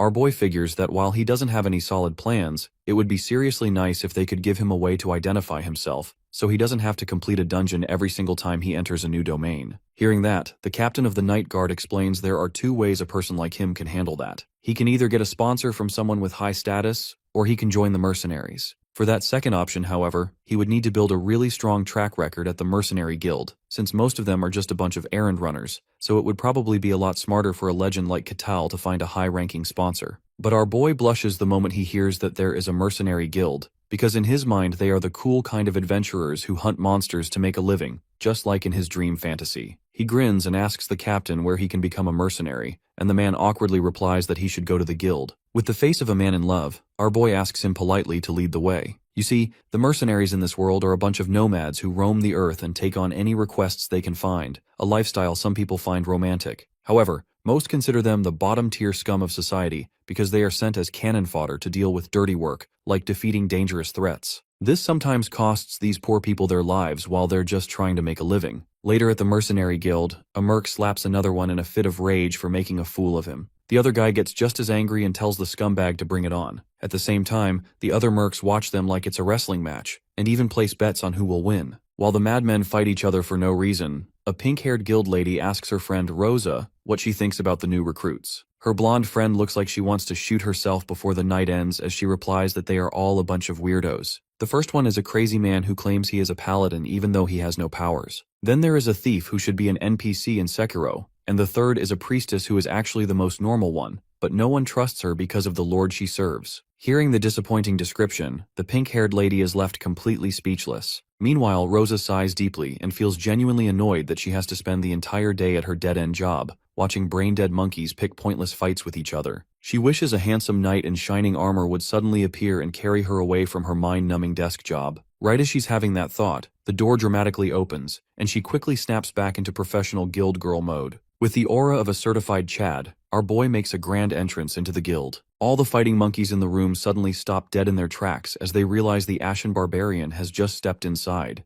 The other mercs also gawk with their jaws hanging, which makes Katal wonder if he just did something strange. After that, he makes his way to the counter, and the guild girl starts shaking like a vibration motor as she cautiously asks about his motives for becoming a mercenary. She is extra careful because she really doesn't want to accidentally offend him. Hearing her question, he tells her he has a ton of reasons, but the one at the very top of his list is to make a big name for himself, and she inquires if he is willing to rack up all the achievements it takes to gain status as a merc. Katal confirms, so she asks him for 5 coppers, along with his name and age for the registration process. Our boy gives his name, but he honestly doesn't know his own age, so she says she can put down whatever she thinks makes sense to finish his registration. Then, she hands him over the shiny new badge that officially represents his status as a mercenary, so he should not lose it. Staring at the simple bronze badge, our boy instantly cheers up and then asks her if there are any requests available, and his strange excitement for work surprises her. After that, she presents all the requests he can take as a new recruit, and Katal is shocked to see the tiny list of pathetic jobs an F-rank mercenary is allowed. Seeing his expression, Rosa sweats bullets because she heard barbarians are a seriously proud race, and he might take out his anger on her. Full of hesitation, she shyly tells him he can take better jobs once he builds up a good track record, but surprisingly, he is quick to choose one. He points to the herb gathering request, and Rosa confirms if he is sure that he is fine with it. Katal confirms and asks her for more information on where he needs to pick up the herbs, so the guild lady takes out a picture of the red plant and tells him they are right outside the village. Seeing that, our boy cheerfully gets up and says he is on it and heads out, leaving her completely surprised by the sheer level of chill vibes he is radiating. After he walks out the door, Rosa just sits there in sheer confusion while her friend walks over, shaking from head to toe. The scene then shifts to the forest just outside a nearby village where Katal finds a spot absolutely full of the herbs. He quickly takes off his clothes, puts on a straw hat to protect him from the heat, and gathers those herbs like a pro. After only an hour, he returns to the guild and slams a big sack full of herbs right on the table for Rosa to check. With his innocent smile, he asks her if he got enough, and she confirms that, all while wondering if he just destroyed an entire herb field. However, she is quite amazed by the perfect condition he brought them back in, because most other mercs are rough and rip them out of the ground like total savages, which brings their value way down. Watching her surprised, Katal acts incredibly proud about how good he is with his fingers, which makes Rosa slightly uncomfortable. Regardless, she serves him a tray with a single silver coin inside as his reward, which is merely enough to buy the cheapest meal money can get, a simple piece of bread. Still, the feeling of earning that money with hard work and sweat in the fields brings an oddly wholesome sense of satisfaction to him. With that, he shoots out of his chair and asks her to give him the next job as soon as possible. Completely stunned, Rosa still can't believe the barbarian is happy with his reward, and he surprises her even more by saying he wants to do as much work as he can while the sun is still up. The poor guild girl just cries that the handsome new recruit also turned out to be a weirdo, just like the rest of them. It does not take long before the barbarian hero wraps up a bunch of quests and signs up for the 3rd cleaning request in a row, which makes the receptionist suspect that he might be some kind of obsessive clean freak. She asks him to confirm the quest, and he cheerfully heads off toward the warehouse, completely thrilled about the new mission. Once there, he surprises a lady by saying he came to clean the place and politely asks if she owns the warehouse, which she confirms with a nod. He finishes the job in no time since lifting heavy stuff barely counts as a challenge for someone like him. His next stop takes him to the streets where he picks up a broom and sweeps with such enthusiasm that it kicks up more dust than expected, although he quickly learns to control his strength without much struggle. Meanwhile, Master Kane continues watching him from afar through a pair of binoculars while hiding in a hilariously suspicious second-hand disguise. He squints and tries to figure out what exactly the Barbarian is up to because in his mind, someone with strength that could topple empires should not waste time on trivial chores when he could live like royalty if he just revealed who he truly is. Yet the more he watches, the more he notices that the Barbarian is not just doing the jobs to pass time, but actually seems to enjoy them and puts in genuine effort, which leaves the master deeply puzzled about why this warrior comes off more like a gentle giant than a ruthless beast. Later that day, after completing a marathon of tasks, our boy arrives at the guild, and the receptionist hands him a coin pouch as a reward for clearing 15 different quests in one day. His reward totals 15 silver coins, and he accepts it with such delight that his face lights up as he tells her that he will be back again tomorrow. While he strolls through town, little kids burst into tears at the sight of him, and grown-ups stare with judgment that could melt stone, but he just minds his business and cheerfully heads toward the local library. As he walks in, the librarian greets him with a hesitant smile, but freezes when the guy's massive figure enters her space. He politely asks if it is all right for him to read a few books, and when she agrees, he grabs a small pile and quietly starts flipping through them. The librarian peeks over in shock, and even the swordmaster watching from outside cannot believe his eyes when he sees a barbarian, who is supposed to lack any education, reading with such focus. He wonders if the Snowfield tribes have a completely different upbringing compared to the rest of the world's barbarians, or if this specific one is just a rare exception. After finishing a thick book on history, our boy closes it, and reflects that the Empire came out victorious against the kingdom in a war. He remembers that a few years ago, Milena visited the Snowfields to deliver and sell weapons to the kingdom, but even then, the Empire pulled off a win, and now the former kingdom stands as nothing more than a vassal under the Empire's rule. After the Empire's victory, its influence grows to the point where it swallows nearly half of the human world, and it keeps expanding its reach like it plans to eventually consume the whole planet. Once our boy finishes reading about all the empires and their thirst for world domination, he shifts his attention from boring old humans to the non-human side of things, and picks up another book just to explore what kind of fantastical beings exist in this wild new world he now lives in. He reads about a massive dwarven cave called Mantamia, said to be overflowing with rare ores that glitter like treasure, and then about a fairy village named Pisarapia, which sounds like something straight out of a dream. The next part introduces him to floating cities in the sky known as Lagameria, homes of celestial beings, and finally, the hidden elven sanctuary called Elfo Sagrado, a place so elusive that even the strongest rulers in history have failed to uncover its exact location. Catal chuckles and guesses that if anyone is ever getting into that elven sanctuary, it might as well be him. But right when he feels confident, he stumbles across another topic in the book that catches him off guard. Apparently, there are places just as extreme as the snowfield he crawled out from. They are called demon zones, and these are areas where humans are absolutely not welcome. The creatures in those places do not follow the same rules and look nothing like regular monsters. The world has only 5 demon zones, but each one stretches across massive lands and sounds more unhinged than the last. He reads about the silent forest where everything gets swallowed up in absolute stillness, then the abyss that pulls everything into evil, the deep sea where weird aquatic primates breathe like humans, the hollow pit where nothing lives and even nothingness itself creeps you out, and of course the snowfield, the same one that our boy calls home. Inside these regions, terrifying monsters known as aberrations live and thrive, but the book mentions that they cannot pass into the human world, which makes Catal pause and wonder just how ridiculously big this world is supposed to be. He recalls how enormous the snowfield was, and finds it insane that there are multiple places out there just like it. After soaking up all this new knowledge, he stands up with a sense of gratitude and politely thanks the librarian, who quietly nods and nervously accepts his appreciation without saying much else. Our hero strolls back to the guild and walks up to receptionist Rosa with the same casual energy and asks if any new quests are available for the day. She presents a few fresh request forms, and as Catal flips through them, far away from the guild,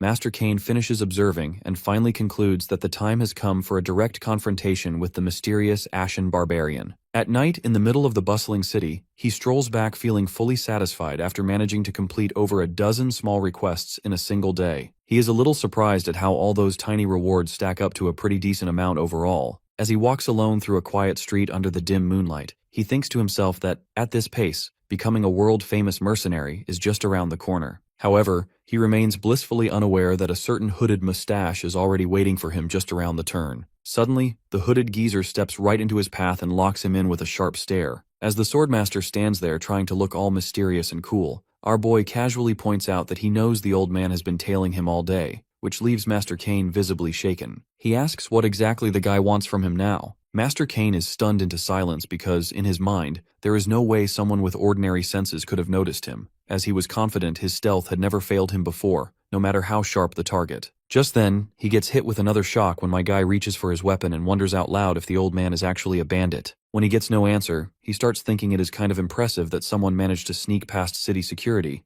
especially since the border security was tight. At this point, Master Kane wants to reveal that he is actually the Swordmaster himself, but his lips refuse to move after taking such a hit to his pride and dignity. But the bullying does not stop there. Katal says it is truly a shame that the economy has fallen so low that an elderly man with a shriveled-up body has no choice but to turn to petty crime. His disappointment soon shifts into a smug grin, though, as he figures that catching a bandit who managed to sneak into town should definitely boost his aura at the mercenary guild without much effort. Although the Swordmaster is not exactly thrilled with this misunderstanding, he thinks it might be a good opportunity if the Barbarian will take him seriously as an enemy. That way, he can test the guy's real strength without holding back. As our Barbarian begins closing the distance, the old man can hardly believe what he's seeing. His opponent completely vanishes right before his eyes without a trace. Before he can even fully register what just happened, our boy appears again mere inches from his face, and his massive hand stretches toward him at lightning speed. At the very last moment, though, the Swordmaster jerks out of the way, and even Katal is impressed by how smooth that dodge was for someone with one foot already in the grave. Master Kane nearly has a heart attack, realizing that if he had been even a millisecond slower, it would be game over for him. But the real shocker is that he did not sense a single drop of aura coming from Katal. While the Barbarian flashes a genuine smile and appreciates the old man's skills, Master Kane starts wondering if that move was really pulled off with nothing but pure physical strength. Just then, he puts on a serious expression and goes all in like Okarun when he's mad. However, his momentum stalls almost instantly when the guy vanishes again and reappears behind him, grabbing his shoulder hard enough to almost dislocate something. The Swordmaster is taken aback once again, realizing he could not pick up even the trace of movement with heightened senses from his skill. Next, our guy puts him in an arm lock, and Master Kane struggles with everything he has but fails to break free at first. Realizing that this is turning into a contest of raw physical strength, the Swordmaster unleashes all of his energy and starts pushing back with full force. As soon as he feels that surge of power, our boy is genuinely impressed, and Master Kane finally manages to break out of the hold. The geezer looks proud for a second like he proved himself, but Katal ruins his mood by saying that bandits nowadays know some surprisingly advanced techniques. He notices that the old man has mana flowing through his whole body, something that only first-rate elites are supposed to be capable of, which makes it even stranger that someone this strong would pose as a lowly bandit. Meanwhile, Master Kane wonders what the clueless dunce is made of, because the mana manifested around his body should easily tear through any regular human just from the slightest touch, yet this Barbarian is completely unscathed. After that, Katal lets the old man know that he has no clue what kind of technique he is using, but playtime is over. Hearing that, the Swordmaster instinctively reaches for his weapon, but before he can even unsheath it, the Ashen Barbarian calmly slides the blade back into its scabbard. The sheer humiliation of a man great as himself infuriates Kane, so he strains as hard as he can to get it out, but it is no match for Katal's girthy finger. Then, as he watches that massive hand inching slowly closer toward him, the Swordmaster finally comes to terms with the fact that his time is up. With that, the Barbarian hoists him up over his shoulder, impressed that this is what counts as a bandit in this fantasy world. At the guard tower, the captain is absolutely shocked to see the Ashen Barbarian casually dragging Master Kane along like some kind of pet. At first, the man assumes that Katal must have attacked the Swordmaster, but when our boy cheerfully says he would like to report a bandit, the captain's jaw nearly drops straight through the basement in disbelief. With a radiant smile on his face, he asks the captain if his mercenary standing will go up now that he has caught a bandit. After barely calming down, the captain wonders how it is even remotely possible that a man who once transcended human limitations was captured by a barbarian and brought here like a stray dog that had already been put down. After taking a breath, the captain firmly assures him that the person he brought in is not a bandit. So naturally, our big-brain barbarian concludes that the guard must be an accomplice of the real bandit instead. Bowing slightly, the guard states that the old man is actually the highly esteemed swordmaster of the Gehentra kingdom, but Katal seriously doubts that claim with all his heart. Then, with a perfectly straight face, he insists that the senile bandit attacked him just to get his wrinkly hands on his silver coins. But the guard swears up and down that there is no chance he would ever mistake the swordmaster's face. When Katal suggests that the man might be using some sneaky illusion magic to disguise himself, the captain says someone so skilled with magic would also deserve a title, making our boy quietly wonder if Swordmaster is a fancy nickname given to just anyone. Tired of listening to the brain-dead barbarian spewing nonsense, the knight captain confirms one last time that it really is the Swordmaster, and then says he will report everything to his lord. Over at the mansion, Lord Barkin is flabbergasted when he hears that Master Kane got his cheeks handed to him by a barbarian. A few hours later, Katal is summoned too, and there he politely apologizes to Master Kane, who also ends up apologizing for the unfortunate misunderstanding. A heavy moment of silence follows between the two, while Lord Barkin and the knight captain stand stunned that the Swordmaster has lost a duel for the first time in history. That fact alone means the Ashen Barbarian is stronger than one of the kingdom's most elite warriors. Although Master Kane only recently became superhuman and is a bottom-tier master, the fact that Katal could easily defeat even the weakest Swordmaster makes him a monster on two legs. Just thinking about that gives Lord Barkin a headache, so he excuses himself after telling the two men to settle things between themselves. With the others out of the room, Master Kane and our boy quietly stare at one another, since the old man simply cannot bring himself to admit that he got whooped with surgical precision and had his pride shattered to bits. Eventually he gathers himself and formally introduces his full name as Swordmaster Kane, which makes our boy pause and curiously ask if Swordmaster is actually part of his name, but Kane explains that it is a noble rank and not something he was born with. He then asks if that cool technique he saw earlier was some kind of Swordmaster power, and when Lord Kane manifests arcane energy around his hand, our boy jumps out of his chair in pure excitement. The first time he saw it, Katal had dismissed it as some cheap bandit trick, but now that he knows it is an ability of Swordmasters, he is enchanted by its coolness. Lord Kane tells him that what he is seeing is aura, the physical manifestation of arcane energy. Remembering how insanely cool the glowing aura made the senile master look, Katal lights up and immediately asks how he can use it too. To put it simply, Lord Kane says aura is a manifestation of arcane power, and when Katal asks if it is like mana, the man explains that arcane is actually the root force that becomes aura for swordsmen and mana for mages. The mysterious power immediately piques our boy's interest, so he eagerly asks the man to teach him, even if it is kind of embarrassing to admit he has no background in it. Seeing how dead serious he is about learning it, Lord Kane asks why someone already stronger than a swordmaster would even need his techniques. But Katal explains he lacks any fighting techniques, and only knows how to go unga-bunga and swing around his weapon right now. Hearing that makes the swordmaster feel just a little bit better, thinking maybe he only lost because he never got the chance to draw the very weapon he has mastered. Wanting to restore both his dignity and reputation, Lord Kane decides to reclaim some of his honor by educating the barbarian. With that thought, Lord Kane agrees to teach him, and declares that he is only half a man without his sword. In response, Katal nods as if that makes sense that Lord Kane was so pathetic because he never got to actually use his sword in their fight, leaving the old man slightly shocked by his blunt honesty. Then, our boy says it would be pretty sad if the kingdom handed out swordmaster titles to people this week, which pisses Kane off even more. But he softens the blow by admitting that Master Kane probably could have won the fight if he used his blade, and hearing that brings back just a sliver of the old man's self-respect. Back in the human world, Katal had taken up swordsmanship with some seriousness, yet even then, he soon came to realize that everything he had learned there was meaningless when compared to the swordplay in this new realm, one deeply rooted in manipulating arcane energy. As the scene shifts, the training arc is already underway, with Lord Kane gripping his sword firmly as he speaks about how the core of his style lies in the balance between reality and illusion. Then, he turns to Katal and asks what exactly he witnessed when he faced his disciple. Katal remembers the guy he had defeated earlier, and, with a bit of confusion, asks if that man really was Lord Kane's student. He explains how the man's sword seemed to split into 3 separate strikes, all of which turned out to be real and not just tricks. With that, Katal begins to understand what this concept of embodiment truly means, and directly asks the old man whether swordsmanship here relies purely on technique, rather than raw strength. The old geezer responds by drawing out his sword, which now gleams with a faint green aura that instantly catches Katal's eye. Still, the old man grumbles about how unbelievable it feels to pass on such a refined art to a mere barbarian.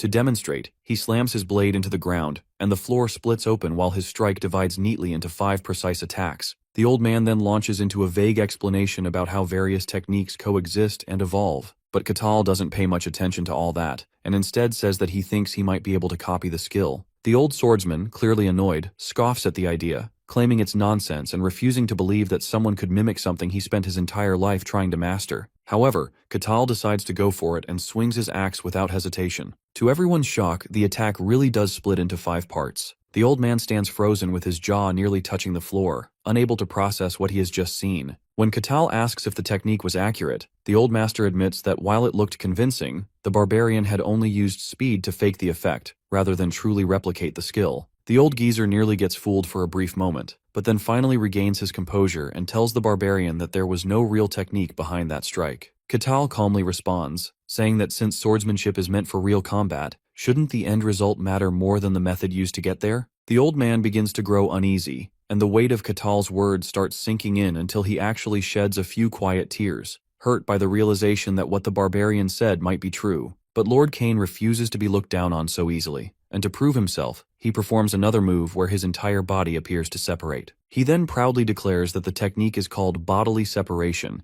and that it can only be achieved through absolute mastery of aura. Next, he turns to Catal and directly challenges him, asking if he can copy this technique too. Without hesitation, the barbarian steps forward, and by moving at extreme speed, he fakes the effect once more, making it appear as if his body has truly split. The force of his attack tears off the roof and even stirs up a powerful whirlwind. Standing tall, the ashen barbarian asks with confidence if that was the correct form. The old man, now unable to keep it together, drops to his knees with tears in his eyes. He simply cannot accept that someone like Catal could mimic the techniques he had spent an entire lifetime refining. Catal turns to him and says that for someone with such a stern appearance, he really does get emotional too easily. Then, trying to lift the mood, Catal tells him that his swordsmanship is actually quite impressive, and even admits that he had only swung his axe at full speed, saying it wasn't real swordsmanship at all. This little praise is more than enough to lift the old master's spirits, and soon he falls into a spiral of self-satisfaction, proudly thinking that only he in the entire world could ever truly embody both illusion and reality. Clutching his fist and whispering to himself, he insists that there is absolutely nothing wrong with his technique, and that the real issue lies in the fact that the barbarian is just an absolute madman.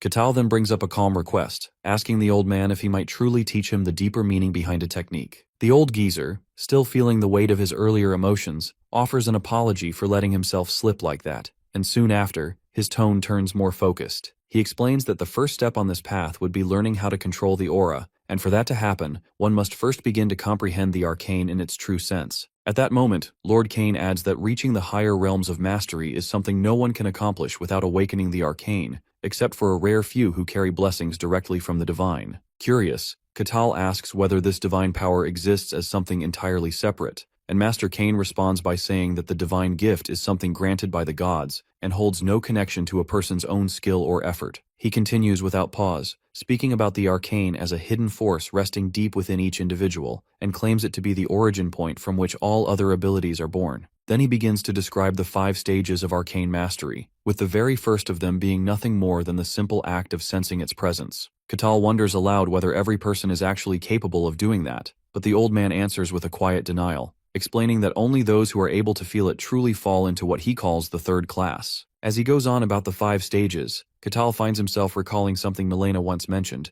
and it starts to make sense. The old man then remarks that this structure is only a convenient way of understanding things, and that the borders between classes are never as clean as they seem. After that, the two of them finally begin with the first stage, known as arcane perception. After closing his eyes, Master Cain calmly tells him to try feeling everything around him, because awakening the perception of the arcane means pushing every one of your senses to the max. He explains it is like noticing the wind on your skin, then sensing something else like a second presence. But after just a few seconds, Catal flat out says he feels absolutely nothing at all. Mildly shocked, Master Cain did not expect him to give up that fast, and admits he assumed someone with Catal's level of strength might not be able to pick it up so easily. After all, it is pretty common for warriors without any magical training to slowly gain arcane perception over time, which makes this barbarian an unusual exception. Master Cain then guesses it could be one of those strange quirks caused by the White Wasteland, and Catal recalls that none of the other barbarians he knew had any idea what this arcane stuff is. After hearing that, Master Cain nods and explains that sensing the arcane is far from easy, which is why he offers to channel a bit of energy into him and unlock his path by brute force. Even though he still doesn't understand a single thing the old man just said,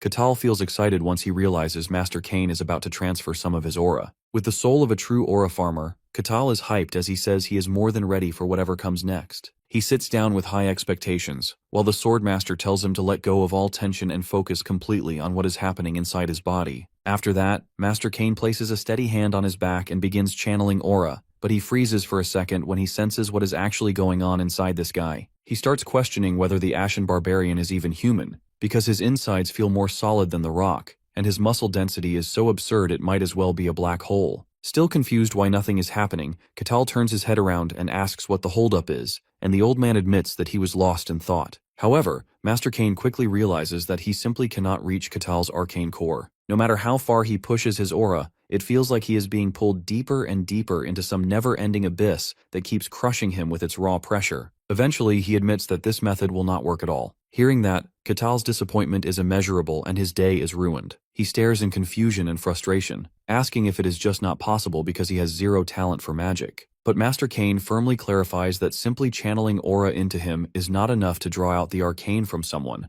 so the only remaining option is for people like him to awaken it on their own. The problem is, though, that he could not even find a trace of arcane anywhere in the Catal's entire body. Baffled, our boy asks if that means he just does not have the power in him at all, and Master Cain explains that he simply could not confirm anything because Catal's body is far from normal. The Swordmaster explains that his aura needs to pass through the body smoothly, but Catal's build is so absurdly solid that his aura cannot travel far enough inside. After realizing that even a top-tier Swordmaster like this guy cannot help him, he pouts like a kid and mutters that this means he will never get to use that cool, mysterious power. In response, Master Cain tells him that he cannot say for sure whether there is a path or not, so he might just need to find a Swordmaster with a stronger aura, or try his luck at the Mage Tower instead. Though he sincerely apologizes for not being able to help more, Catal just brushes it off and says it is totally fine, since there is still a sliver of hope left. After that, he thanks the senile swordsman for everything he taught him, and Master Cain stands there a bit stunned, because every barbarian he had met until now was just a violent, brain-dead beast with no place in civilized society. Knowing Catal is different from the rest, Master Cain asks if he would ever consider joining their kingdom,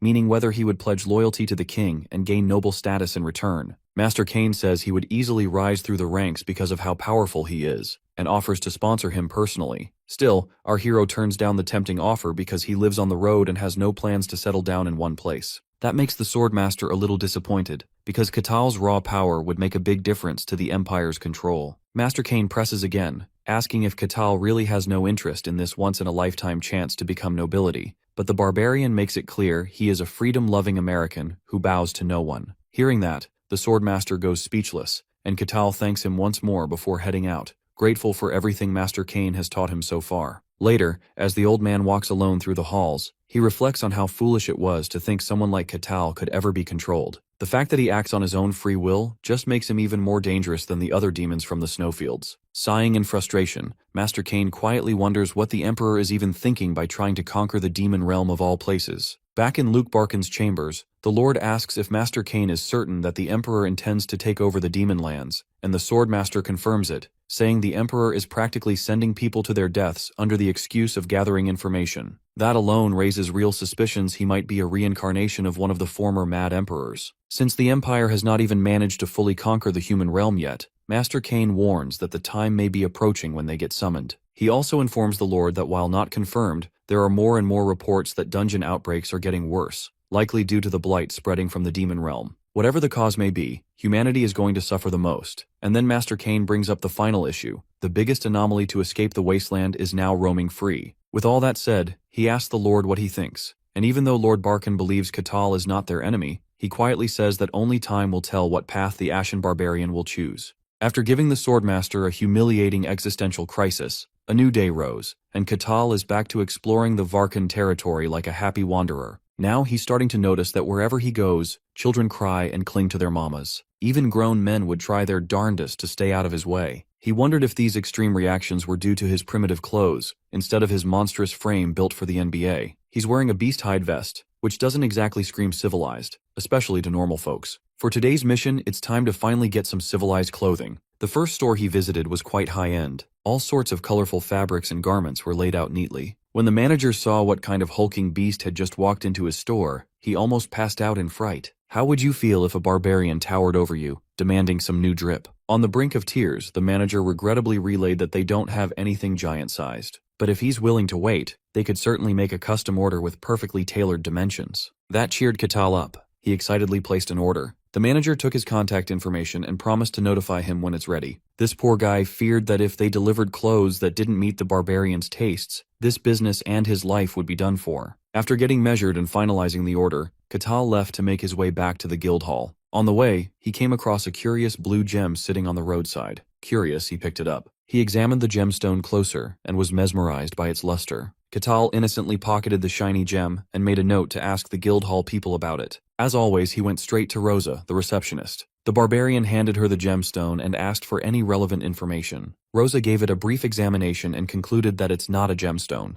The surface is way too smooth for something naturally occurring. It seems like it was carved by someone. There are no markings or names, so it's hard to say what it is. But as the humble receptionist continues to hold and stare into the blue orb, she starts getting lulled by its brilliance. Katal flicked his fingers and woke Rosa up from her daze. She was jolted back to reality, and he asked if she was all right. He had to interfere as she looked dangerously entranced by the thing. It sounds like she didn't even notice the bizarre pull it had on her. Now, Rosa could slightly feel the strange energy oozing out of the mysterious orb. She offered to get it appraised by a professional, but Katal preferred to investigate the thing himself. Doing side quests is part of the fun for him. Before leaving, he asked Rosa for the list of available jobs he could take on today. As always, it was a bunch of menial tasks like weed pulling, potato digging, street and sewer cleaning. The usual stuff. Other mercenaries would have scoffed at the list, but Katal was just happy to do some novice jobs. He quickly blitzed through the list, got his rewards, and retired to his room after another fulfilling day. Before calling it a day, he pulled out the mysterious orb and pondered it for a moment. As far as he could tell, Rosa looked like she was losing her mind over it in a hypnotic daze. Right then and there, he heard a disembodied voice beckoning to him from inside the orb. He was suddenly transported inside his mind as the voice tried to lead him somewhere. It was practically showing him a map to follow. He reckoned this was some kind of domination magic. Since he has nothing to do on this fine night anyway, he decided to play along with the disembodied voice. He put his beast-hide vest back on and followed the directions. At this point, the voice was just being annoying. After wading through wild vines and traversing the outskirts of the city, he found a hidden cavern. He smiled with amusement as he freely entered the maw with an unknown entity waiting on the other side. Unbeknownst to Katal, he was being monitored as soon as he entered the dingy cave. He was being eyed as just another sacrifice, a dumb barbarian big enough to make a good offering. The magical skeletal freak on the other side of the surveillance is giddy at the thought of having his 10th sacrificial victim for the sake of resurrection. In the past, during a great warring period, many kingdoms fell into ruin. Behind all that destruction was an evil mage who manipulated and disturbed people's emotions. He controlled the minds of countless monarchs and ruled over their kingdoms. Eventually, however, his atrocities caught up with him. He crossed a line and was hunted down by the heroes. Before his downfall, he transferred his soul into a life vessel, becoming a lich. He became an undying soul tied to his vessel. The wickedly evil mage who once dominated the world had been biding his time, planning his resurrection. Since he needed many lives to sacrifice in the name of revival, he eventually settled in a remote fief. He began spreading bewitching orbs and lured unwitting victims. All these innocent lives fueled the manicore needed for his true revival. Once he descends, he plans to conquer the world using a great power stronger than ever. Countless years have passed, and his goal is steadily drawing closer to success. But he wondered why a barbarian would come to such a remote and quaint territory. This was supposed to be his quiet sacrifice farm. Creatures from the north don't usually leave their wretched nest. Nevertheless, with the barbarian's size alone, he would surely make a fine offering.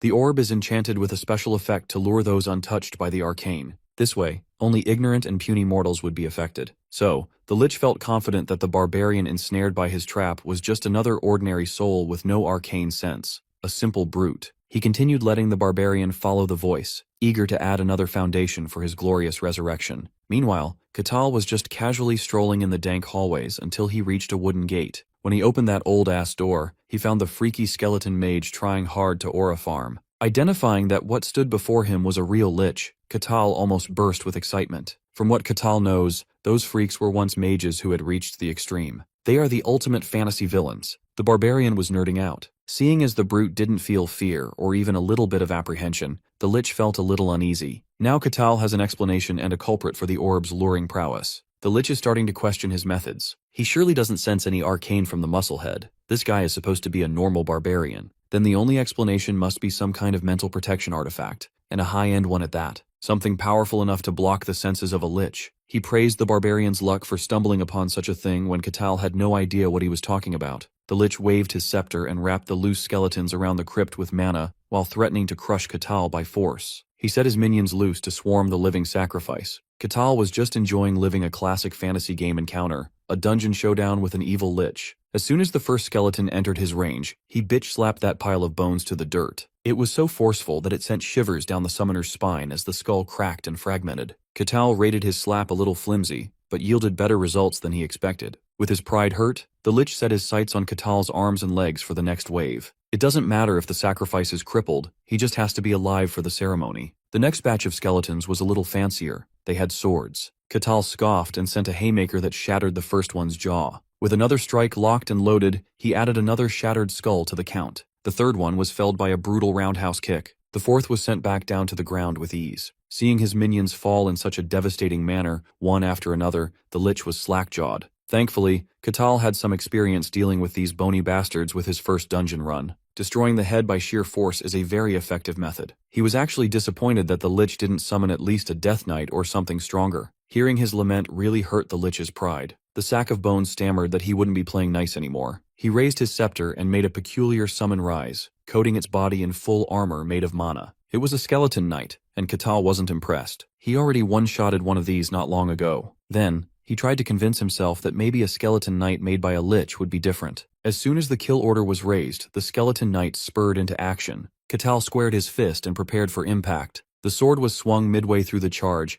and Catal is about to do a little durability test on the poor bastard. Disinterest was painted in his face as he punched a hole through the skeleton knight's supposedly sturdy armor. Just like the first time he had to deal with this kind of enemy, it was an absolute stomp. But unlike the last skeleton knight he dumpstered, this one still had enough juice to demand a round two. Catal was pleasantly surprised at the thing's toughness. The lich was frantically juicing up the knight, opening his mana to the limit to sustain his summons. The bag of bones snarled at Catal even though most of its joints had turned to dust. Catal just stood there, waiting for what the crippled skeleton knight had in store for him. He clenched his fist and perfectly timed a straightforward punch to the face. Once again the knight was sent flying like a bony rag doll. It crashed into the cavern walls, its bones mixed with the debris. The lich could feel his dream of resurrection slipping through his finger bones. Catal stepped forward, stepping through and crushing the loose bones scattered all around. Then, he asked the lich if that was all. He was completely underwhelmed by the supposed fantasy world's final boss. The lich still can't sense an iota of arcane from the barbarian. If this were due to an artifact, there should at least be some mana leaks. He was forced to consider that the man in front of him was simply built different. An absolute monster who could take down a skeleton knight with nothing but raw physical strength. In his countless years of existence, he had never seen something so absurd.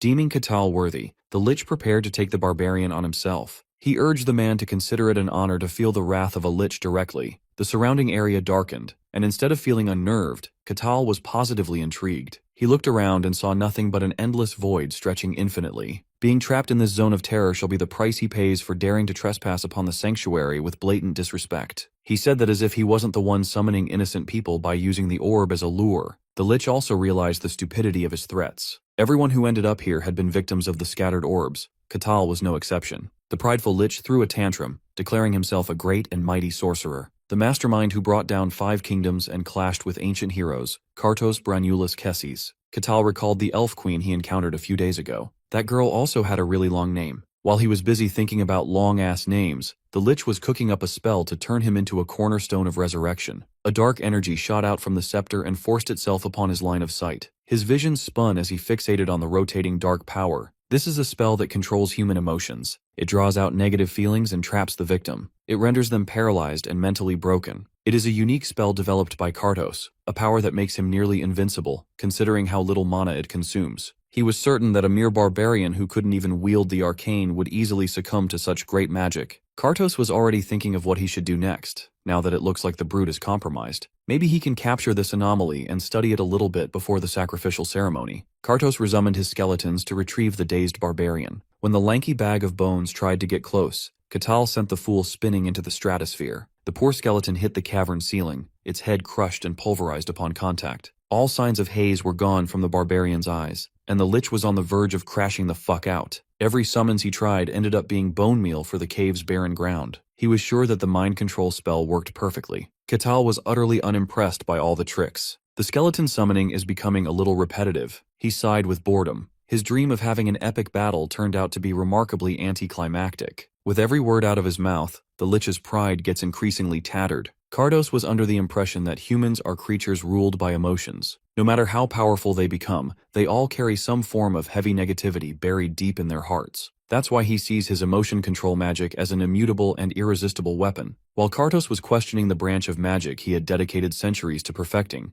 Katal was requesting some fireballs or magic missiles, something flashy. If there's one thing he loathes, it is his magic being compared to low-tier spells. Fueled by hate for the unsuspecting barbarian, Kardos summoned a dark, murky current with neither form nor substance. This ultimate technique shall swallow the world and drown all clarity in chaos. That incredibly grandiose chant revived Katal's hope of seeing something truly mythical. When the murky wave of darkness reached its zenith form, it was unleashed to consume everything in its path. Katal stood like a curious kid as he watched the waves barrel towards his position. With his ultimate technique in full effect, the Lich laughed maniacally, expecting an inevitable victory. His early celebration was cut short when a black bile shot out of his mouth. He fell to his knees, severely weakened. Kardos severely overdid it with that last spell. He spent all his mana except the bare minimum to keep his vessel together. Still, it is worth it just to see that barbarian die a horrible death. Unfortunately for him, he overdrafted his mana for nothing. Katal remained standing and praised the technique's power. Sure, he was a little impressed, but he wants more from the Lich. Even the strongest spell in Kartos' arsenal was proven useless against the strange barbarian. If a great hero were struck by that ultimate attack directly, their mind would have shattered into a million pieces. Katal just felt a little tickle and nothing more. Seeing the Lich hobbling on his knees, Katal drew his battle axe. He took all the little dark tricks head on. It's only fair that he gets his turn now. It was then that Kartos the Lich started deluding himself into thinking of yet another plausible reason for his headache. Kartos alleged that the barbarian willingly came to this cave knowing who he was. As usual, Katal had no idea what the hell the bonehead was talking about. The Lich laughed like a maniac, praising the non-existent barbarian intelligence network for tracking him down. Kartos vowed to rise again and shatter whatever blade may come and rule the world as he once had. He once heard that deep within the Empire lies a human breeding ground of sorts,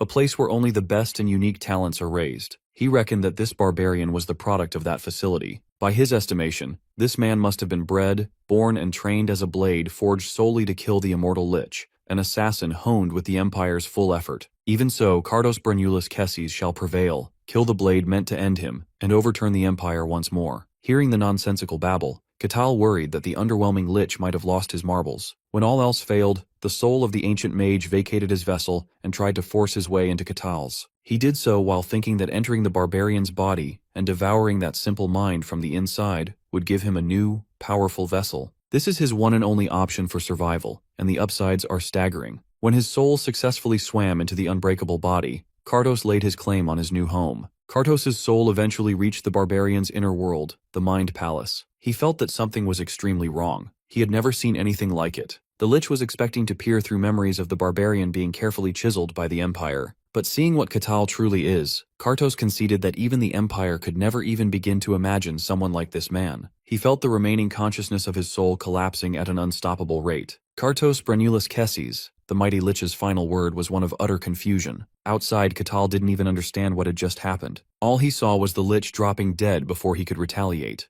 Throughout the fight, he passively observed, curious to see what kind of magic a fully evolved mage would demonstrate. But he was left with the impression that Liches simply aren't that impressive in this world. Either way, this is another clean dungeon clear. There should be a reward, right? Katal casually picked up the scepter that Kartos used, curious if he could use it to practice magic too. He tried to fidget with the thing, and the magic crystal core gave out. He casually put the engine of the scepter's power in his pocket, treating it as loot. Afterwards, he checked on the vase that was used to house Kartos' soul as a life vessel. He also yoinked that and made a mental note to ask Rosa to get it appraised. With the scepter and the vessel in hand, he was quite satisfied with the rewards. Before leaving, the sinister magic circle drawn on one of the walls caught his attention. Thinking that there must be a hidden room on the other side of this edgy painting, he poked around. Perhaps it would be more accurate to say that he shattered the sturdy wall by lightly pressing on it. What lies behind the sinister wall was a bone-chilling sight. It was the Lich's hidden sacrificial chamber filled with the unfortunate victims suspended in an unconscious state. Katal thought he was going to get some extra loot, not a room full of mortal souls lined up for sacrifice. Still, he was curious to know who these people were. He tested if they were conscious, even tried calling out to them, but they were entirely unresponsive. Clueless about what to do with this discovery, he decided to head back to the guild for now. There, he can explain the situation to the authorities, and they will probably send some people over to take care of this mess. By the time he entered the guild's door, the sun was already up. Unlike the first few days, Rosa, the receptionist, welcomed him with respect and enthusiasm, instead of giving him weird looks. He brought up that he had to deal with some things, and that got her curious. Catal shared that he just finished uncovering the mystery of the orb he showed Rosa yesterday. He gave her the complete rundown of what happened in the hidden dungeon, and her first thought was that he must be joking. As far as she knows, there are only 5 liches in existence. Their backwater territory cannot possibly be the hiding spot of one. To prove his story, Catal pulled out the vase that once served as Kardos's life vessel. It oozed an ominous air, and this lunatic wants some ordinary receptionist to appraise the cursed object. Rosa didn't know how to respond to that ridiculous request. She then realized that the ridiculous tale this barbarian casually shared really happened. He also shared that he found a few people held captive in a secret room for a sacrificial ceremony. If this barbarian keeps on doing shit like this, Rosa might die at a young age. He thought about bringing them out, but their minds were basically gone. It would be best if someone professional checked them out. Come to think of it, there has been a rise in the disappearance of the territory. If that was the work of the Lich, then this is way above a receptionist's pay grade. She needs to call someone immediately. The first captain of the guards barged into the guild hall as soon as he was notified about the Lich. In there, he found the barbarian sitting at one of the tables, making the furniture look kid-sized. Catal assured the anxious captain that the worst has been taken care of, so there's nothing to worry about. When he mentioned the name Cardos Brenulus Kesses while recounting what happened, the first captain was flabbergasted. Of course he knows the name. Hell, you can ask a random dude in the street and he would know the name. Cardos was pure evil in sorcerer form. He turned the world upside down and created emotion manipulation magic. The man who drove 5 kings mad and ruined 5 kingdoms. Ordinary people these days would shit their pants upon hearing that the madman turned himself into a lich, but Catal insisted that the lich wasn't all that impressive. Cardos ended up self-destructing. Knowing how important this news was, the first captain pried for a more detailed explanation. Even though Catal really wanted to help, there's not much else he could share. It was just over so quickly. Then, the first captain asked the barbarian to wait for a moment while he notified Lord Varkan. When the overseer of the territory heard about the existence of an agent of death near his region, he couldn't believe his ears. He tried gaslighting himself into thinking that it must have been a different kind of monster. But based on the testimonies of the people rescued and healed a minute ago, they were positive that their captor was a lich. There's also physical proof in the form of a life vessel. Now, it's only a matter of time before the Empire dispatches investigators to look into this incident. The timing could not be any worse with Lord Cain away from the estate. Still, it is the Lord's duty to send word and keep the capital up to date about such things. Even so, they could consider themselves lucky. If the barbarian had not found that lair, this whole situation could have been so much worse. Cardos was likely in the midst of preparations to resurrect himself. Catal accomplished yet another remarkable feat, and he must receive a reward fitting for that triumph. Lord Varkan could not think of what to offer the peculiar man that would be adequate. A day later, the Lord woke up and put on his robe drip as the morning started. One of his maids frantically entered the room to inform him of the arrival of the Sun God's Inquisitor, Lord Aquaz, to investigate the estate.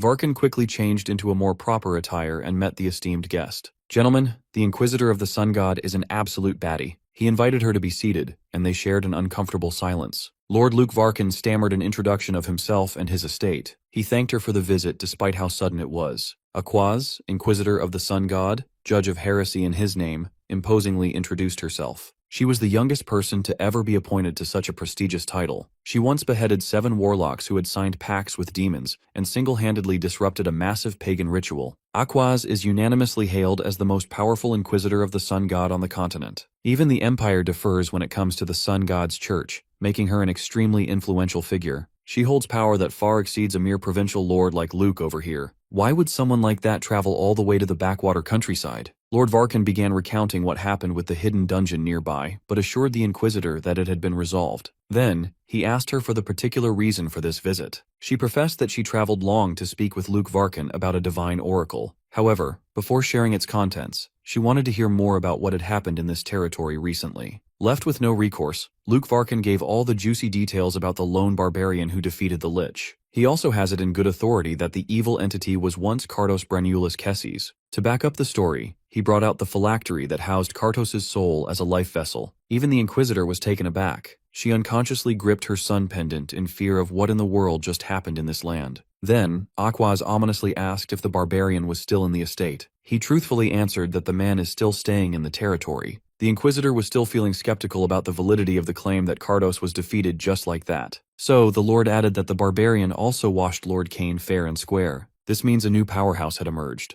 Aquaz wanted to know which tribe the Barbarian hailed from. When he mentioned the White Wastelands, the Inquisitor instantly imagined a being from the demon realm. Normally, such creatures are not allowed to wander outside their realm. Now she's considering that the Barbarian must be the reason for her visit. So, she formally requested a sit-down meeting with the enigmatic man. Meanwhile, Catal is busy pondering yet another shiny object, the crystal he plucked out of the Lich's scepter. From what he could gather, this is some kind of artifact that supports magic. It would be better to consult a mage about it later down the line. Come to think of it, it's about time he went out. Earlier in the day, the first captain solemnly asked him to meet with the Inquisitor of the Sun God in the church. He also asked the Barbarian to show proper respect to the lady when they met. After gearing up, he went straight to the church for the scheduled meeting. In this world, gods truly exist, and they are omnipresent beings. They bestow power directly to those they deem worthy, and would sometimes descend on the mortal plane. People would build shrines to worship and serve them, a church to congregate in faith. Seeing the Church of the Sun God in person, Catal was starstruck by its sheer size and majesty. The first captain instructed him on how this meeting would pan out. Someone will guide Catal once he gets inside. Upon entering, he was in awe of the church's interior, fitting to be a place of worship for the Sun God. He was respectfully received by 3 nuns serving the faith. Inquisitor Aquaz is already waiting, so he awkwardly follows the nun's lead. He was led to the inner sanctum, and laid eyes upon the youngest Inquisitor of the Sun God. She was prim, proper, and respectful. He was just having fun. Seeing that this woman achieved the highest honor of her faith at such a young age, he recognized that she must be very good at her job. A glimpse of his enigmatic smile caught the Inquisitor off guard. Getting straight to business, Catal asked about the purpose of this meeting. As expected, she wanted to inquire about the recent dungeon incident, where the alleged Kartos, a man who committed grave atrocities across the world, was felled. By her estimation, only heroes would have been powerful enough to stand against such an evil force of nature. Catal recognized her preamble, but the Kartos he saw was just a bumbling skeleton flailing about on his own, who ended up destroying himself. He could see that the Inquisitor had some reservations about his story, but he could only speak of what he saw. To remedy this lack of trust, Aquaz proposed that they let her god serve as a direct witness to this conversation. If one lies in the presence of a deity, there will be a divine reaction. It's basically a divine lie detector that smites the untruthful. Based on her knowledge about the brutish barbarians, she expected him to disagree with this method, but she had never met a barbarian like this one. Catal was more than willing to go under that godly lie detector. This is the perfect chance to experience divine power in person. How could he miss out on that? She was more confused to see him look so excited instead of apprehensive. Normally, anyone would be uncomfortable when you say that a god is watching and observing, but he simply has nothing to hide. He's not one to tell lies after all. With his acceptance, Inquisitor Aquaz initiated the process. She prayed to the sun god who watches from the highest place, the one who oversees the sun itself. With omnipresent gaze, all falsehoods shall be revealed in this space. An intense beam of sunlight descended upon the church, enveloping it with omniscient, divine power. Now this is what Catal wants. This was straight out of a fantasy game. It was an odd sensation. He could feel an all-powerful presence beyond the bright light. It was massive. A being that cannot be simply described in human words. Catal could somehow perceive that the divine, all-seeing eye was looking at him with a sense of confusion. 2 people sat across from each other while a divine being permeated the space around them. The Inquisitor was just pleased that no instant divine reaction was activated. Now they can finally begin talking without a hint of deceit. From now on, within this pillar, nothing false shall be permitted. Catal crossed his arms, nodded, and prepared himself for a truthful conversation. They finally begin their conversation under the observation of the sun god. Our boy calmly explains how he cleared the dungeon, mentioning that the Lich self-destructed on its own. Surprisingly, his words cause no negative reaction. The girl thinks to herself that this barbarian is truly lucky. She assumes that Kartos must have exhausted too much energy while preparing for resurrection. Otherwise, if he were in his original magical state, this barbarian would not still be alive. Her thoughts break when Catal asks whether her doubts are now cleared. She confirms that they are and also apologizes for her rude behavior earlier. The barbarian responds with a faint smile, admitting that he actually finds the situation somewhat entertaining. Aquaz then asks whether he truly comes from the White Snowfield. Our boy answers directly that he is indeed from those frozen lands. She asks again to confirm, and he gives the same reply. This makes her shocked, since it means that he is truly from the demon realm, and could even be the Grey Barbarian mentioned in the Emperor's ancient legends. At that moment, the hero turns the tables and asks her a question, catching her slightly off guard. He asks why she has come to this territory. Carefully, she explains that she is here for a personal matter. Catal's expression grows more intense,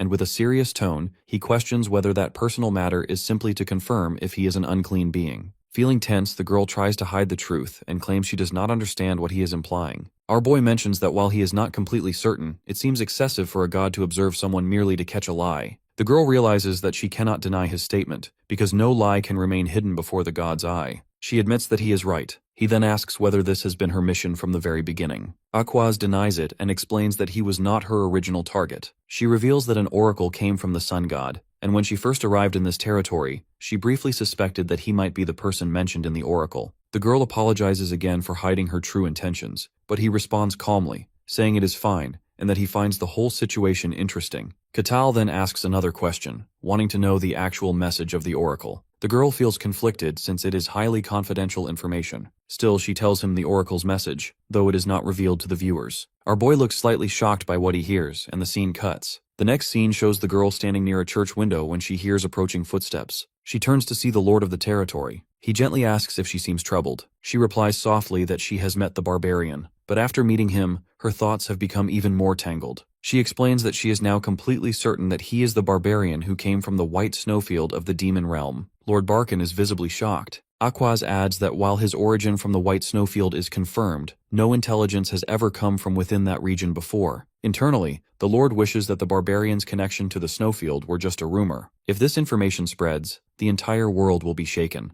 as many people want to explore the white snowfield, especially the Emperor. If the Emperor himself takes action, the chaos would be beyond imagination. The girl reassures him that he doesn't need to worry. They will handle the lich matter themselves and keep the existence of this barbarian hidden from the public. Feeling slightly relieved, the Lord asks whether all snowfield barbarians are like Katal. She replies that this is unlikely and reasons that if all barbarians were like him, they would have already conquered the entire world. Lord Barkin reflects that barbarians are naturally physically strong, but stupidity usually comes with that strength. He wonders what would happen if they gained intelligence along with power, realizing it is terrifying to even imagine. Breaking out of his thoughts, he nervously asks about rumors that the current barbarian king is different and possesses both power and intelligence. Aquaz confirms that she has met him only once, but he is indeed very different from other barbarians. The Lord grows troubled and thinks that it would be extremely interesting if Katal and the barbarian king were ever to meet. The girl immediately denies it, admitting that she doesn't feel the same. She thinks to herself that relations between barbarians and the god's servants have never been smooth,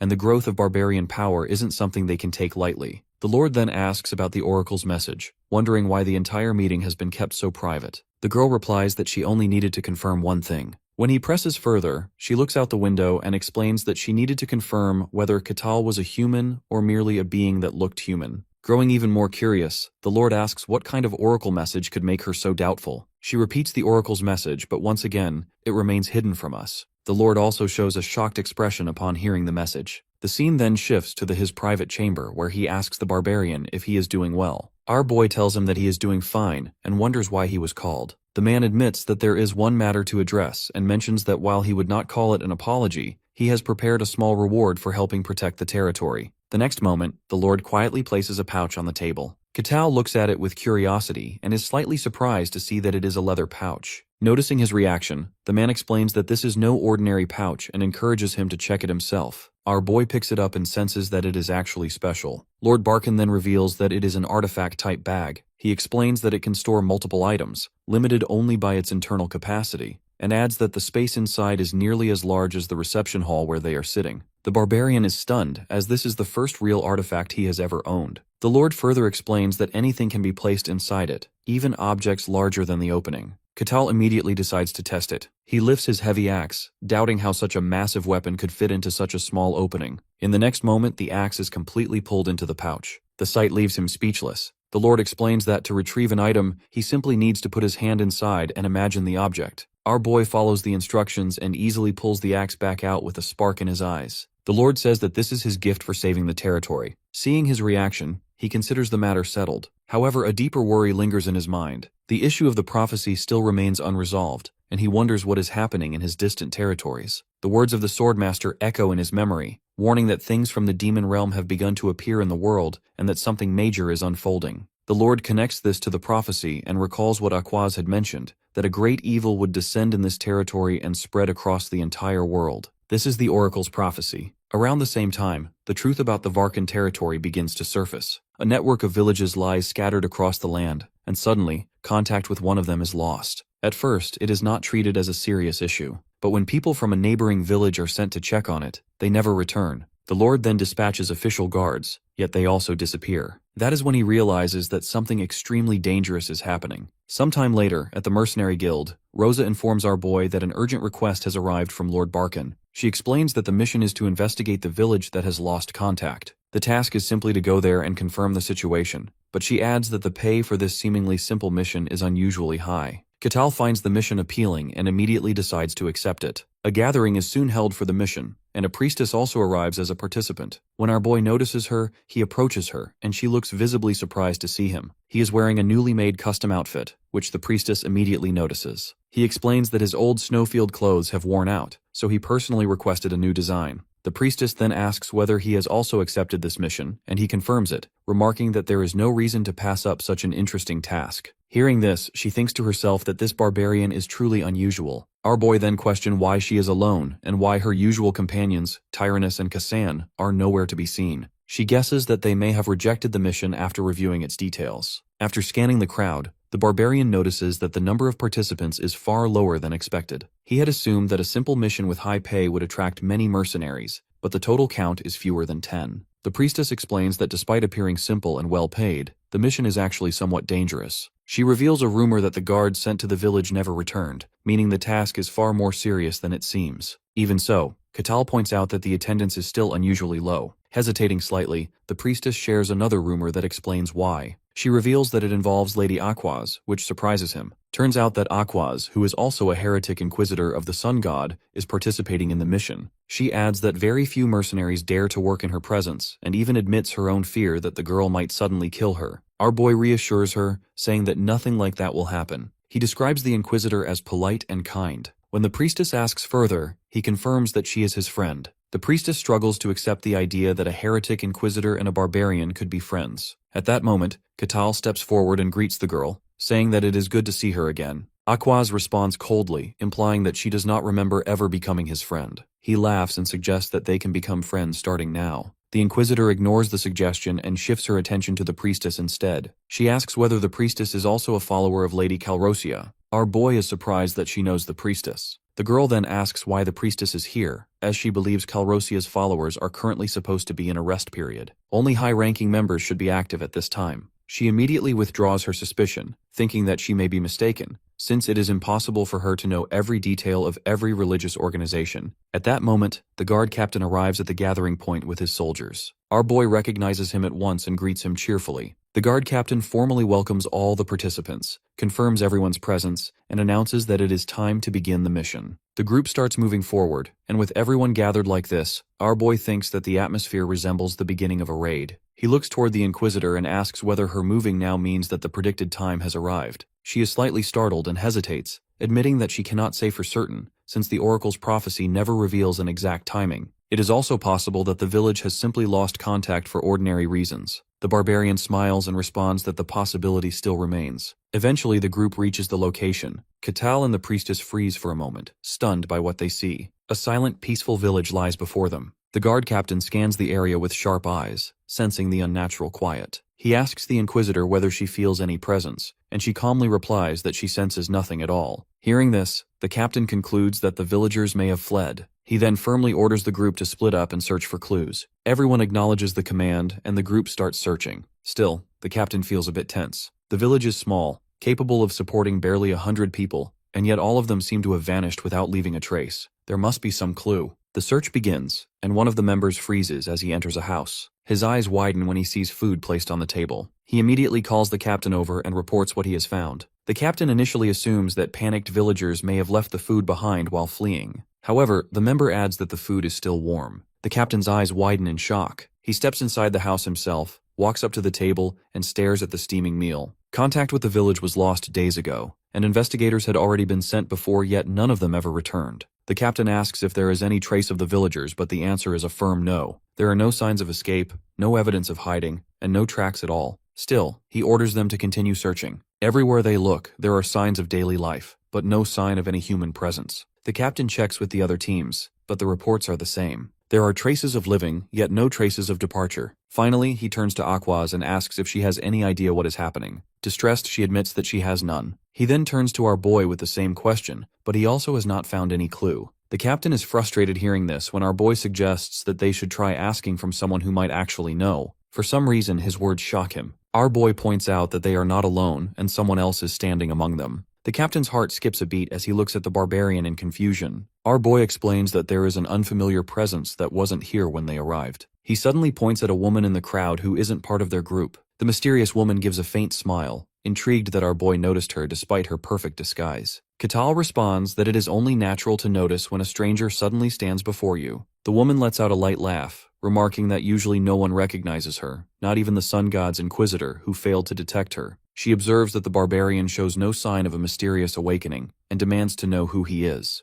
Before our boy can answer, the guard captain suddenly shouts for everyone to fall back. With a distressed expression, Aquaz whispers that she still feels nothing, no presence at all. Both the captain and the priestess are shaken to the core. If even the church's top inquisitor cannot sense this being, then there are only two possibilities. Either it is not a creature of evil, or it is such a high-level evil that it can't even be detected. The strange woman clicks her tongue in disappointment, admitting that she had hoped to quietly follow them and scout their territory. At that moment, her face begins to twist and she starts changing into her true form. After completing her transformation, she lets out a wicked smile and declares that she will take the barbarian to hell as her slave. The demoness reveals her terrifying true form and releases a massive destructive sphere of purple energy. Everyone stares in shock as she starts floating in the air right in front of their eyes. The guard captain shouts for everyone to run and save themselves, but the group quickly realizes that escape is impossible. They are trapped inside a transparent magical barrier. They try to break it by force, yet every attempt fails. The demoness announces to the entire village that the area is now under her absolute control, and that no one can escape her grasp.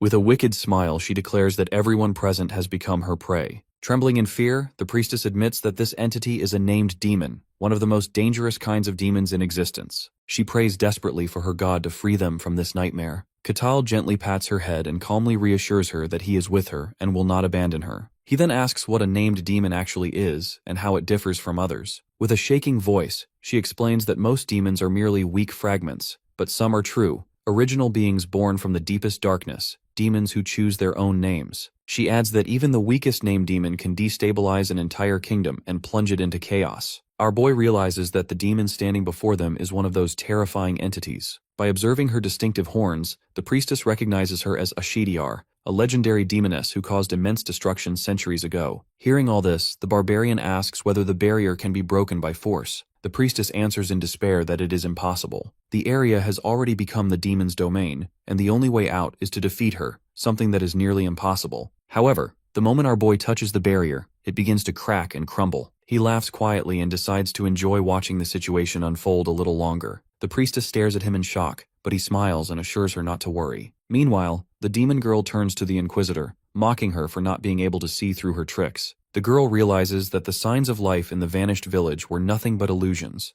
an elaborate demonic scheme designed to manipulate humans and trap them. She reacts with anger, calling her vile and despicable, but Ashediar remains completely unfazed. Meanwhile, our boy watches all of this while eating popcorn and wearing his 3D glasses. Aquaz reflects that summoning a named demon into the physical world requires an enormous sacrifice of souls, and that the population of a single village should barely be enough. Turning an entire territory into a demonic domain without being detected should be nearly impossible. She is shocked at how the demoness managed to enter this world and infiltrate it unnoticed. The demon girl responds mockingly, making it clear that she has no intention of revealing her secret. Enraged, the Inquisitor condemns her as vile evil that has come to defile Holy Land. This makes the demon girl laugh loudly, and she hits back, calling her an obedient dog of the gods. She mocks her further by questioning whether her god can truly save her from this situation. The demon girl then grows serious and declares that deep cracks are forming in the fabric of the world, and that this world no longer belongs only to humans and gods. Long ago, there was an ancient war in which gods and humans once fought fiercely against evil,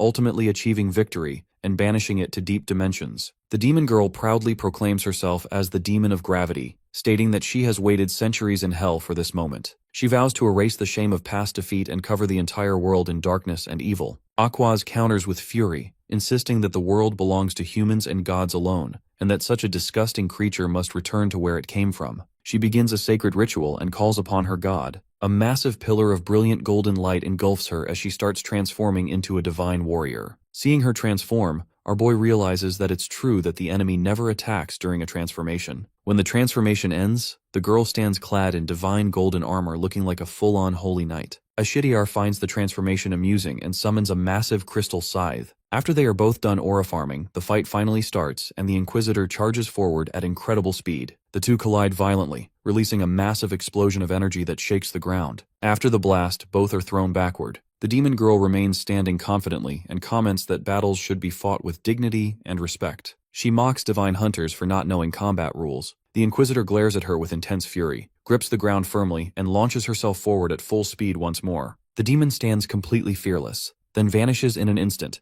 leaving only an afterimage behind. Unable to follow her movements, our divine girl gets completely outplayed. Suddenly the demon appears behind her and she barely manages to react in time, blocking the attack with her shield as sparks burst from the impact. The demon smirks and signals that she is about to be crushed. She generates a concentrated surge of demonic energy at her fingertip and releases it. Aquaz struggles to hold her shield, but the force steadily pushes her back. Eventually the pressure becomes too much, and the demoness's power pierces her defense. The instant her defense breaks, the Inquisitor begins reciting holy scripture. As she chants, radiant light bursts forth, forming a defensive holy barrier. The move forces the demon girl back and the divine girl is back on her feet. The demoness is genuinely surprised that someone so young can recite scripture at this level and admits that it is impressive. The girl continues chanting, invoking another scripture capable of burning away evil. She launches her attack toward the demoness who reacts instantly, meeting it head-on and countering with a strike infused with demonic power. Their attacks clash, and the demon girl manages to deflect the light. Aquaz struggles, shocked that her attack has been countered so cleanly. The two exchange repeated full-force attacks with their weapons colliding again and again. One shines with holy energy while the other with demonic power. The clash between light and darkness becomes so intense that the surrounding area begins to suffer.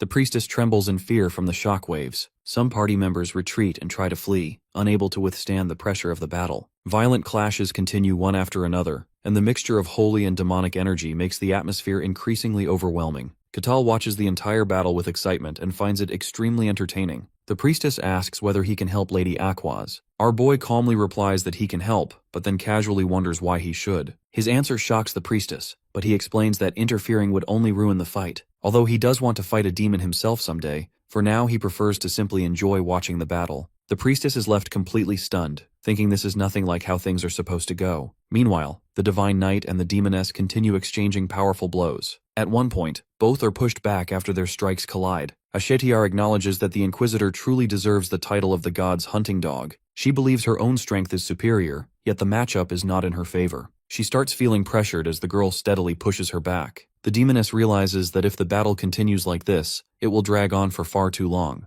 so she decides to change tactics to gain the upper hand. Ashetiar suddenly shifts direction, and Aquaz instantly understands her intention. Instead of facing the Inquisitor, she charges toward the party members instead. None of them can react in time, but our divine knight intercepts the attack and blocks it, saving everyone. The members are frozen in fear, trembling as they witness the clash between a divine warrior and a named demon. After this move, the Inquisitor finds it harder to defend and is forced to continuously deflect the demon girl's relentless attacks. Filled with anger, she curses the demon, while Ashetiar responds with mocking laughter, implying that fairness cannot be expected from a demon. The Inquisitor grows even more furious and starts chanting another holy scripture, forming a sacred rail around herself. She urges the party members to quickly move into her holy zone. They rush inside and thank her while the demon girl watches with a smug smile, mocking the waste of such precious scripture. Enraged by this, the Inquisitor advances with the intent to attack. The demoness welcomes her approach and steps forward as well. Aquaz grips her sword tightly and launches a clean holy strike, but the demoness easily deflects it and moves with gymnastic grace to stand before her. She mocks the girl, claiming that no one will ever recognize her noble sacrifice. She further taunts her by suggesting that if she loses, the honor of the sun god will be disgraced,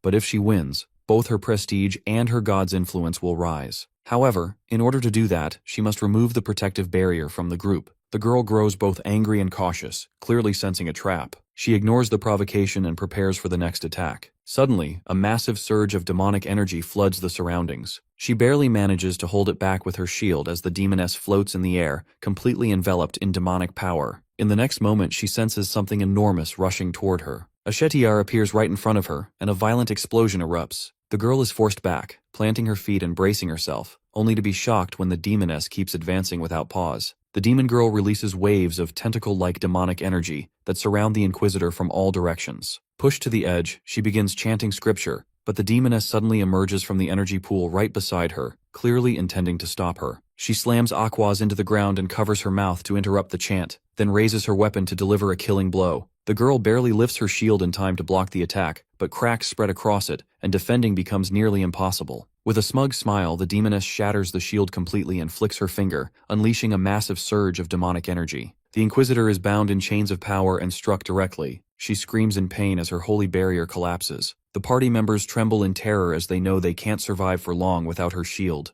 Noticing this, the demon girl laughs cruelly, announcing that she will be having all of them for dessert. But first, she wants to get a taste of the noble god's hunting dog. Just as she is about to strike, a voice tells her to stop. Turns out it's our boy Catal. He tells her that this is enough. The demoness is shocked, unable to understand when he appeared or how she failed to sense his presence. In the next instant, he grabs her and effortlessly throws her into the air, causing her to violently crash into the ground. He then reaches out to the Inquisitor and asks if she is all right. However, the girl is unable to respond, lost in thought as she recalls that this is the same warrior who defeated Swordmaster Cain. Meanwhile, Ashetiar's rage explodes as her eyes turn blood red. Both the Barbarian and the Inquisitor turn toward her as she rises from the ground. She angrily insults our boy, furious that he dared to interrupt her meal. He stands calmly with folded arms and states that the Inquisitor is his friend and that he will not allow her to die. The demon girl declares that she intended to turn him into her toy, but he immediately responds that he has no intention of becoming her plaything. Smirking, she raises her weapon and declares that he should die for that. The Inquisitor tries to stand and urges the Barbarian to retreat, warning that he cannot defeat the demoness. Our boy calmly replies that he is strong enough, but she insists that strength alone is meaningless. Only divinity can banish a demon. It's a law that has existed since gods and demons came into being. Moreover, this is a demonic domain where only gods can stand against a demon. Our boy thinks for a moment, then remarks that she does not look fit to continue fighting. The girl responds that she serves her god and must stand against the demoness no matter what. Impressed by her dedication, he gently places a hand on her head and praises her resolve. Then, casually stepping forward, he tells her to leave the rest to him. The girl is left speechless by his words as he admits that he has always wanted to fight a demon. Ashetiar lets out a soft laugh, doubting that he can defeat her, but our boy responds mockingly, implying that she is welcome to test it. Licking her lips, she agrees that it will be fun. In the next moment, she steps out of the rift and appears right in front of Catal. The Inquisitor stares in shock, since she didn't expect her to strike so quickly. However, before she can even reach the Barbarian, he clenches his fist and, at lightning speed, delivers a sharp punch to her head. The demoness doesn't even get a chance to react, and her head is blown clean off. This sight leaves the Inquisitor completely frozen.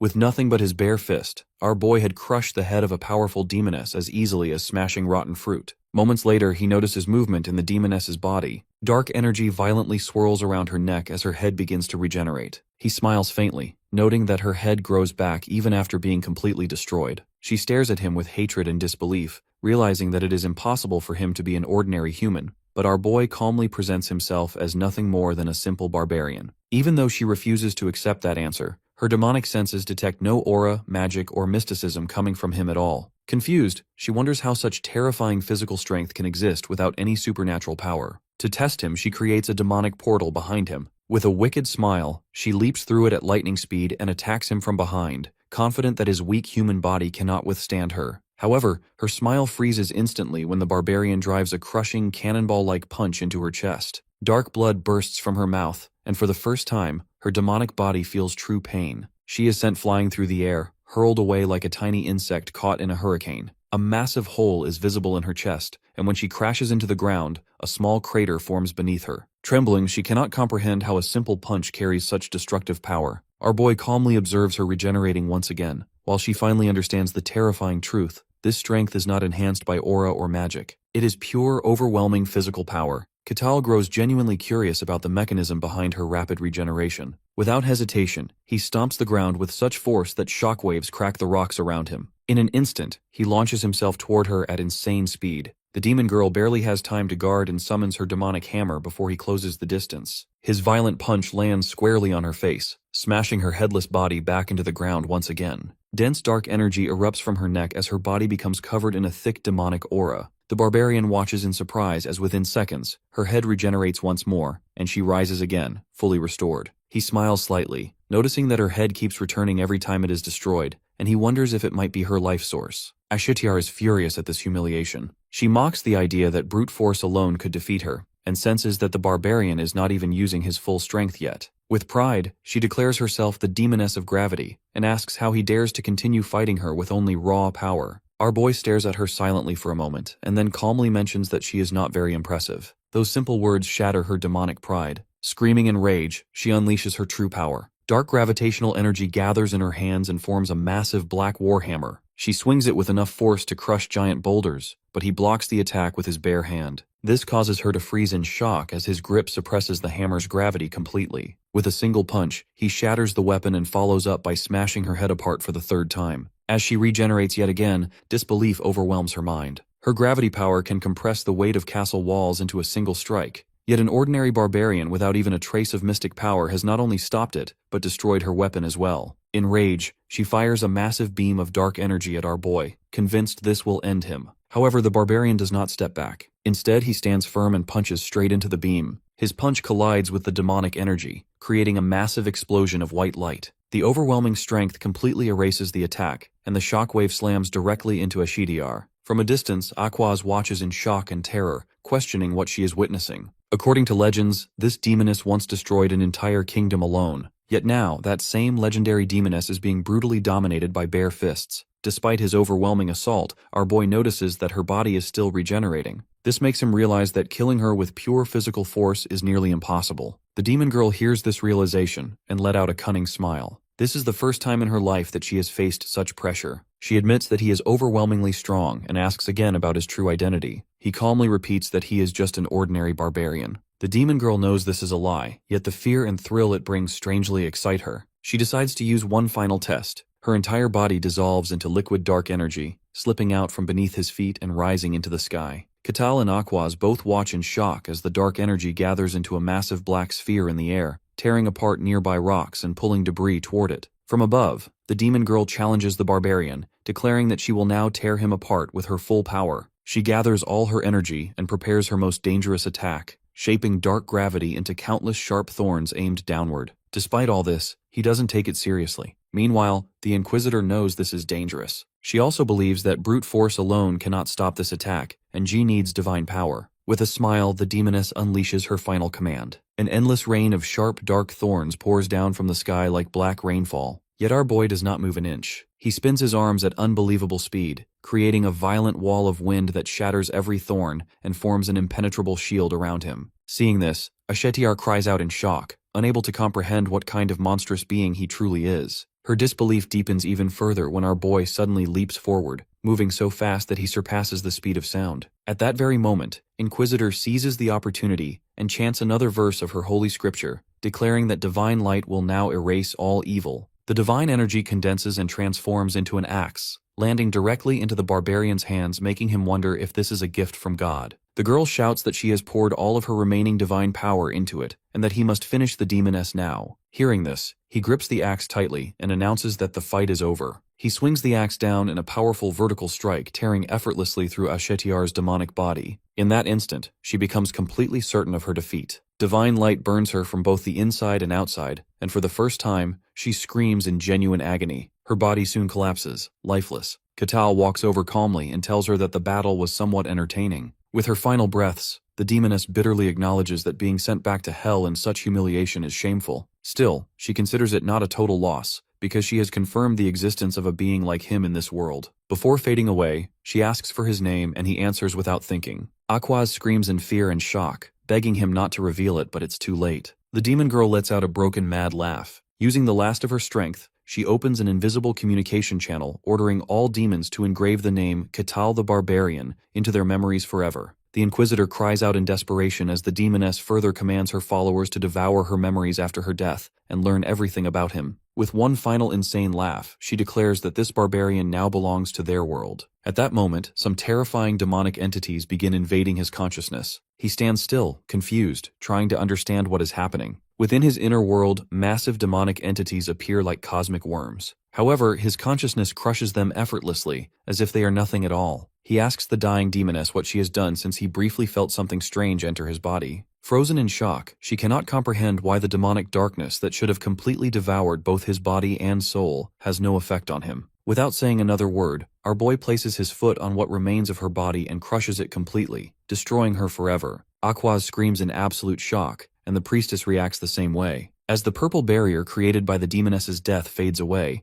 the barbarian stretches with a faintly satisfied smile and asks the girl if the mission is finally complete. News spreads like wildfire across the Gehenta kingdom, especially in the quiet region of Barkan, where contact with a village was suddenly lost. Rumors claim that a terrifying demoness attacked the area. Soon, newspapers print the name of Demoness Ashitiar, identifying her as the cause of the disaster. The ruler of the territory sits in his office, overwhelmed by sadness and shock, wondering how such a horrific crisis could strike an area. However, he still believes there is a silver lining in all of this, since the Sun God Inquisitor managed to temporarily force the demoness to retreat, buying time for them to breathe and plan their next move. The scene shifts back to our boy as he mentions that territory seems shaken by what happened. With her eyes still closed, the Inquisitor replies that it was expected since it's quite a big issue. Then she suddenly gets up and prepares to leave. Watching her, he suggests that she rest a bit more since her body is still healing. However, the girl insists that she cannot stay, as she must return to the Holy Land and report everything that happened. Katal understands and respects her decision. Without looking at him, she softly calls his name, which confuses him a bit. Bowing deeply, she expresses heartfelt gratitude, admitting that without him, she would have remained trapped by the demoness. Our boy nods and gently replies that he only did what anyone would do for a friend. Curious, he asks whether this means they are friends now. The girl is slightly surprised by the idea of a barbarian and a sun god inquisitor being friends. She reminds him that she belongs to a holy order and seriously asks if he truly still wants her friendship. He wonders if there is any reason they cannot be friends, and after thinking for a moment, the girl admits that there is no reason at all. Hearing this, he smiles and announces that they are friends. In response, the girl gives a small smile of her own. He then admits that he is curious about something. When she asks what it is, he questions whether it is true that one should never reveal their real name to a demon. The girl nods and explains that this is absolutely true. She reveals that demons use names for a special magic called branding, which places an invisible dark mark on a person's soul. This mark acts like a beacon, attracting other evil entities, turning the person into constant prey unless the mark is erased through an ancient baptismal ritual or getting killed. Confused, our boy asks if he has fallen victim to this marking. She reassures him, explaining that he is lucky and bears no mark. However, she warns that his name is now known to the beings of hell, and they can recognize him. Without a mark, though, they cannot locate him unless he encounters them face to face. Internally, the girl knows that he has been identified as a target, but since hell has no way to track him, it does not seem like an immediate threat. The barbarian then thinks back to the battle, and says that it's interesting that despite his strength, he could not completely kill the demoness with physical force. Aquaz explains that demons are fundamentally different from normal creatures. Their nature is mysterious. She recounts that the gods first created humans and gave them life. Humans were foolish and instinct-driven, yet the gods did not interfere in their world. Later, beings from another dimension invaded and slaughtered humans brutally. The gods descended to the earth, confronted these beings, named them demons, and sealed them back in their own world. With divine help, human civilization found peace and began to progress. Over time, for unknown reasons, demons began interfering again. Because demons can only be defeated by holy divine power, the gods granted fragments of their power to loyal followers so they could face this renewed threat. Our boy finally realizes that demons cannot be completely destroyed because they originate from another dimension. The girl confirms this, explaining that since this world is not truly theirs,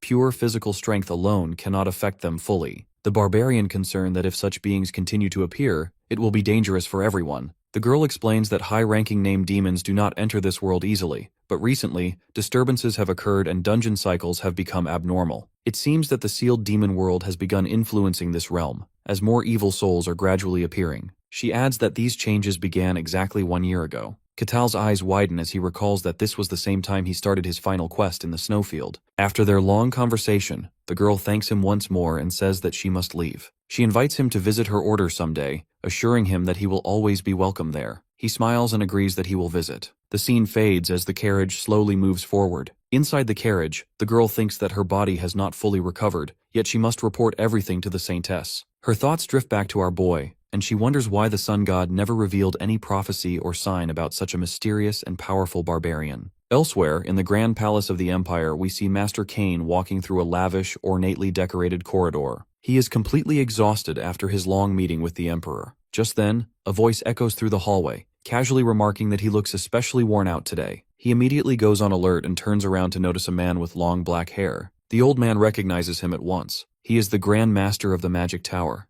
the place where the world's most powerful mages and mystics gather. In a composed tone, the Tower Master wonders why the old man is here. Kane explains that he has come to submit a detailed report on his recent mission. Hearing this, the guy asks if he is talking about reconnaissance mission to the demon world, specifically to the region known as the Forest of Silence. He asks what that place was like. The old man's expression darkens instantly. He describes it as completely unnatural, a place that defied everything they know about the world. Just like its name, you can't hear a single thing in that forest. To make things worse, mystical detection also doesn't work. Even when he tried shouting, they couldn't sense a single vibration. In this silence, all of their soldiers started disappearing one by one. He describes the place as loathsome and cursed, and he wonders why the Emperor is so desperate to conquer the demon world. The Tower Master replies that they can't figure out the minds of people in power, yet he too is deeply interested in that world, as its secrets fascinate him. However, the old man doesn't share the same likeness and admits that he would like to stay away from it. Before he can say anything more, the Tower Master suddenly raises his hand and snaps his fingers.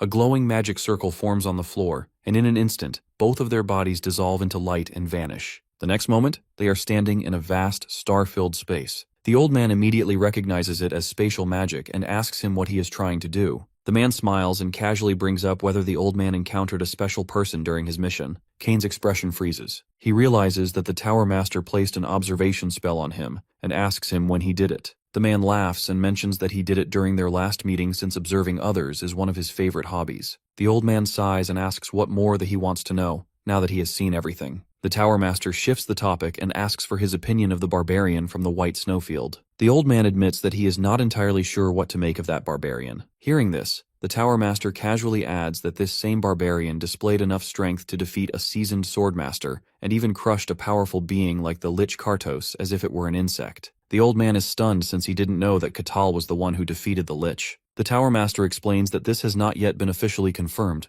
but rumors have already spread throughout the Magic Tower that Kartos' resurrection failed. He adds that he personally visited his lair to pay his respects, as the Lich was one of the few friends he had left. Kane is surprised to see that even someone like the Tower Master can feel sadness. The Tower Master calmly reflects that after living so long, friendship becomes a necessity. He then casually mentions that no valuable artifacts were found in the Lich's lair. Growing suspicious, the old man questions whether all the artifacts had already been retrieved when the Lich died. The Tower Master clarifies that the most of them were retrieved, but the most precious artifact has still not been found. He then asks whether he truly believes that the Barbarian defeated Kartos alone. The old man answers quietly that he does. If it is that man, then such a feat is possible. Hearing this, the Tower Master stares him down and asks why he has not yet informed the Emperor about this Barbarian. The old man replies coldly that there is no reason to. He believes the Emperor is already throwing talented people into the demon world like disposable tools. If the Emperor learns about him, a violent clash between them is inevitable. One is a barbarian who follows only his own will, and the other an emperor who seeks to control everything. A conflict between them would set the entire kingdom ablaze. The Tower Master finds this thought intriguing, and asks whether he is implying that the barbarian could face the entire empire alone. After thinking carefully, the old man admits that the outcome is uncertain. However, when he met the barbarian, he felt the same presence he once felt upon first meeting him. This even makes the mage a bit surprised, and he wonders if the barbarian belongs to the legendary hero class. The old man says it is too early to decide, but the Tower Master has already made his plan for the barbarian. The scene shifts to the crowded streets of the Barcan territory. A woman walking ahead suddenly stumbles and nearly falls, but our boy reacts instantly, stepping forward to catch her and stop her from hitting the ground. In a calm manner, he reminds her to be careful and checks if she is unharmed. Usually people flee in fear when they see him. This time, however, the woman politely bows her head, thanks him, and continues on her way. He stands there for a moment, slightly confused. Looking around, he notices that no one is staring at him like he is some kind of freak. For the first time, it feels like people are no longer afraid of him, and he does not understand why. In his office, the Lord of the Barcan region welcomes our boy. He asks whether he is feeling better now since he narrowly escaped a demon's brand. The barbarian calmly replies that nothing serious happened, then admits that he does not really understand what this brand even is. The Lord listens carefully and thinks to himself that he always knew the barbarian was strong, but defeating a demoness is on another level entirely. He stops himself from dwelling on that thought and explains that things around Katal seem to have changed. When our boy asks if he means the people of the territory, the Lord nods. He explains that the change is likely due to the rumors now spreading everywhere. The guards and mercenaries who survived the incident have begun talking openly. According to these rumors, after Aquaz fell and everyone collapsed, only one man remained standing. When the survivors opened their eyes, they saw his axe shining with divine light.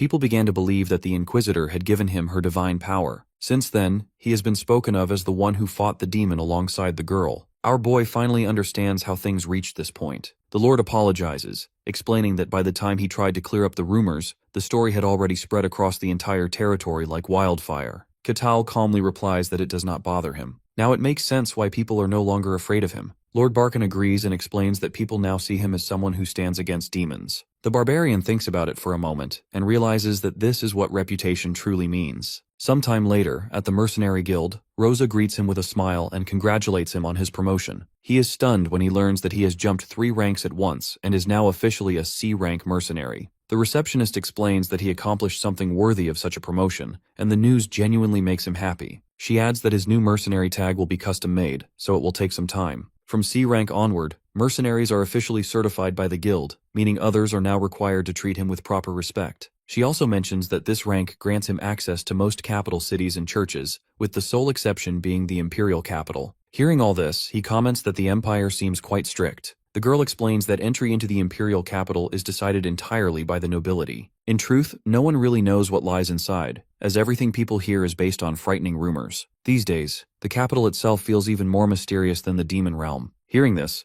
our boy realizes just how enigmatic the imperial capital truly is. Rosa then clarifies that he can now accept almost any request. He can even enter A-rank dungeons if he joins a team. He nods with a smile, thinking to himself that he'll now have access to many kinds of missions. Elsewhere, Tyrannus raises his drink and admits that he never expected things to turn out this way. He asks whether everything is truly over. Our boy explains that the credit for defeating the demon belongs entirely to the Inquisitor, who personally confirmed that the area is now safe. Upon hearing that the demoness has been defeated, the man lets out a relieved breath. Kassan praises the Inquisitor, calling her an exceptional since she defeated a demon on her own. Meanwhile, the priestess thinks to herself that she never lost consciousness that day. She witnessed everything. The way the Barbarian crushed the demoness in the real fight is something no one could ever forget. In her mind, Aquaz merely arrived at the end and took the final bite of an already finished meal. The real work was Catal's. Kassan asks him what he plans to do now after his promotion. Our boy replies that nothing will change and that he will continue doing his work as usual. The man praises his humility, thinking to himself how grounded he remains even after fighting a demoness. At the same time, the priestess silently screams in her thoughts, warning him not to be fooled since this barbarian is not a human.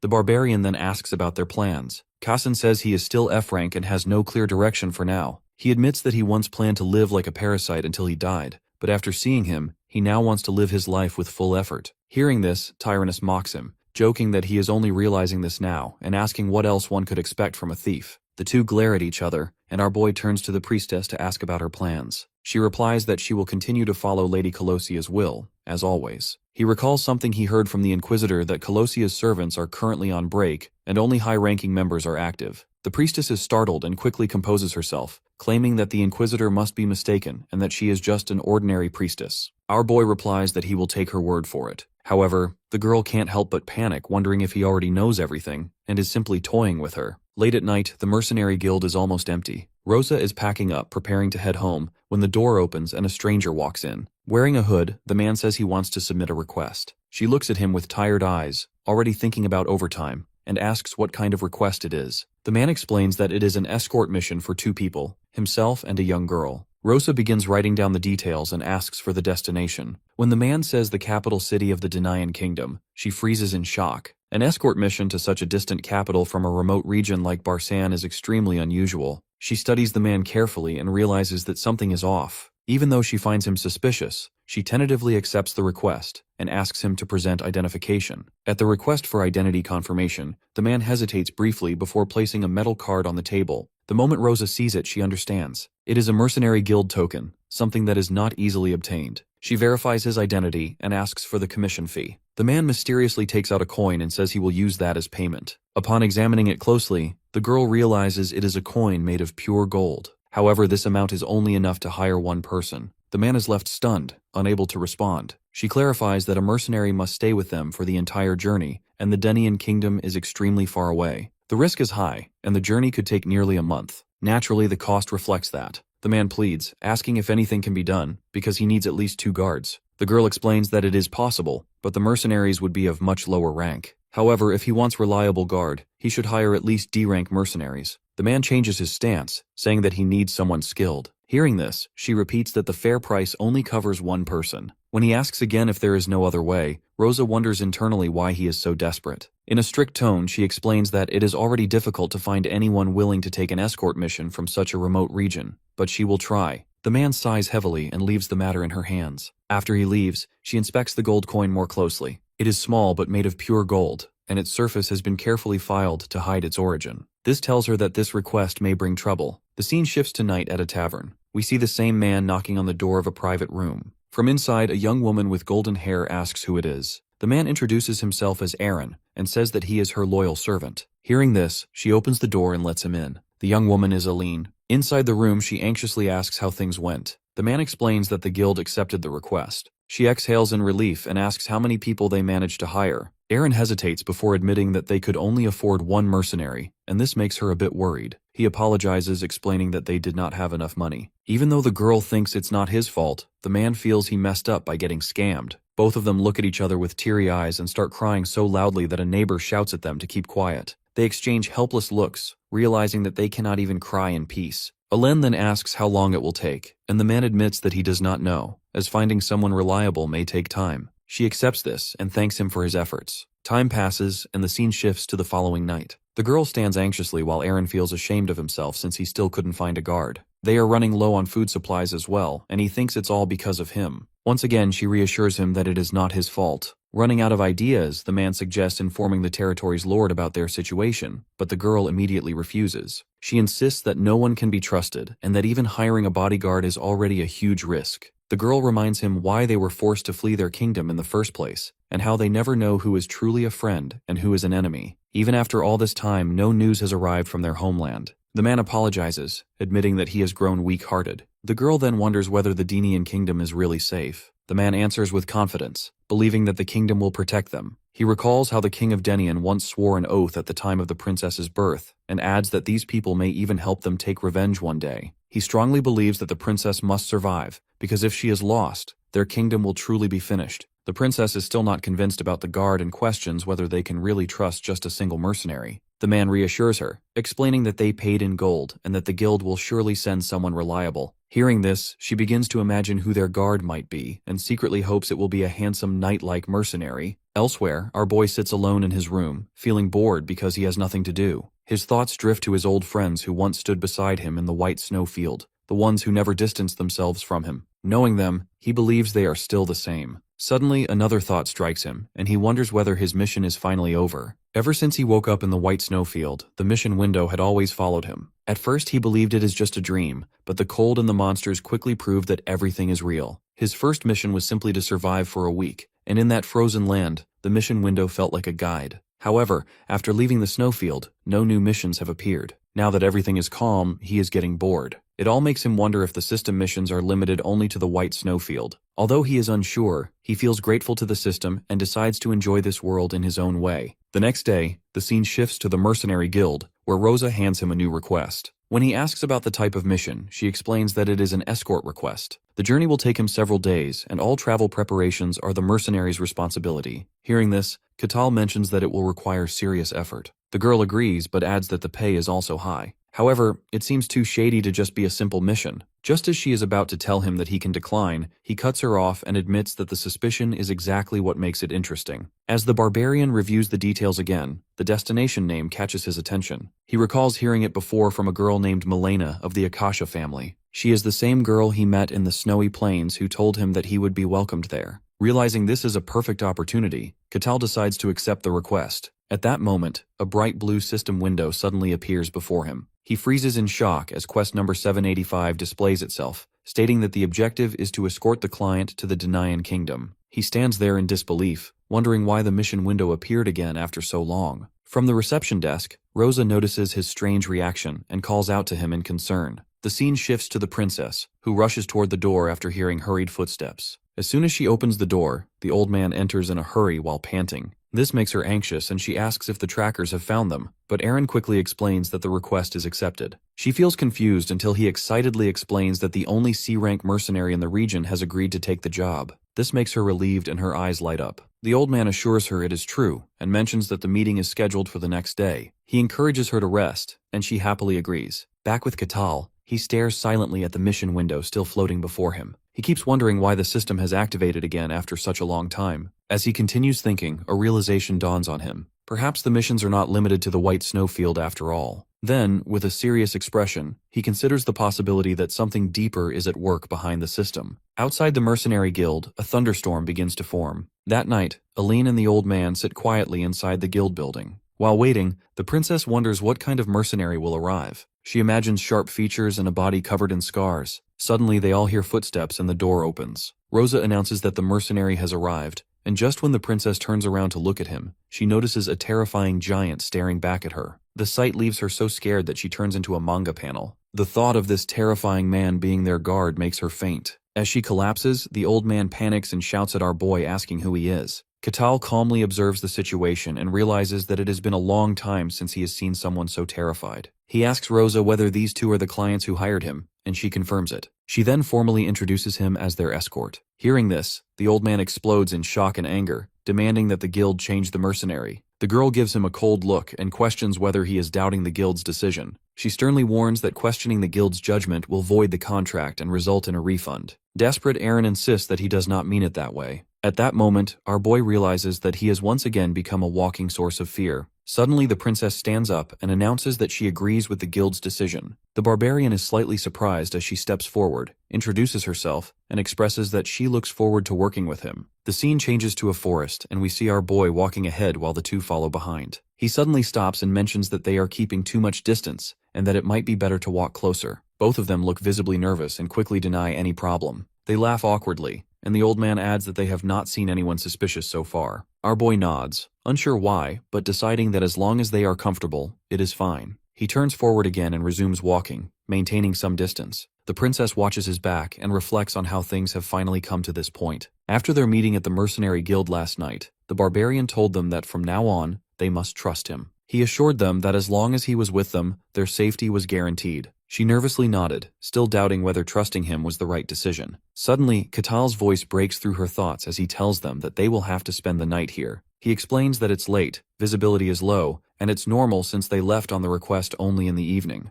Reluctantly, they nod to each other. Our boy notices their hesitation and thinks to himself how deeply ingrained their fear of barbarians is, far more than he expected. He turns his back and realizes the situation will last a long time. Despite all this, he prepares to set up a place for them to sleep. From the magical artifact he was gifted, he takes out a huge tent and places it on the ground. Witnessing this, the princess and the old man can't help but be astonished. Aaron exclaims in disbelief, wondering how a barbarian could even possess such an artifact. Our boy calmly explains that he earned it as a reward after completing many requests. They are stunned once again. He tells them there is only one tent, so they will have to share it. The princess hesitantly asks what he will do, and he replies that sleeping outside is no problem for him since he is used to it, and this situation feels like paradise compared to the snowfields. He adds that he will also stand guard all night, recalling the month he spent in the snowfields being chased by monsters without sleep. Despite his reassurance, the girl refuses and mentions that he doesn't need to overwork himself. They all go back and forth on this for a while until he finally accepts. However, he still regrets it a bit since he was planning on gaining their trust. Meanwhile, the two don't want to sleep carelessly around him as they fear that he might kill them in their sleep.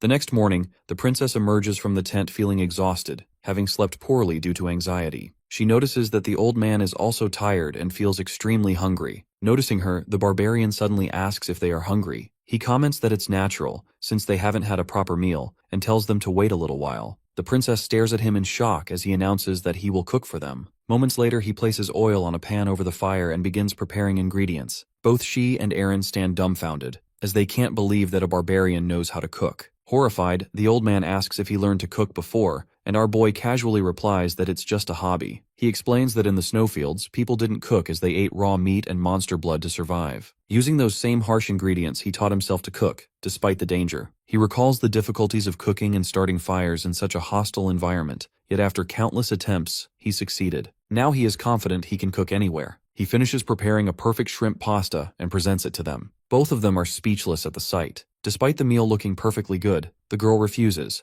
claiming she's fine and doesn't like cooked food. She takes out dried meat instead and insists on eating only that. Walking in her footsteps, the old man quickly agrees to do the same. Seeing this, our boy asks in confusion if they like jerky and comments that he'll have to eat alone. The princess wants to eat with him, but she still can't get herself to trust a barbarian. Days pass, and on the third night of the journey, she tosses and turns in the tent, exhausted and hungry. The old man watches her and worries about her well-being, realizing that this harsh journey has gone on 3 days without proper meals. He internally blames himself, thinking how difficult this must be for someone raised with care. The princess gives a faint smile, softly assuring him she is okay, and apologizes for worrying him. He lowers his head in concern, telling her there's no need to apologize. The princess gently asks how he is, pointing out that he must be tired from standing guard all night. Aaron casually says he's fine, joking that old men don't sleep much anyway. As she finally drifts to sleep, he watches over her, thinking that he would even sacrifice his life for her safety. The next day, our boy is busy by the fire, grilling meat and fish. They both sit quietly at a distance eating their raw meat.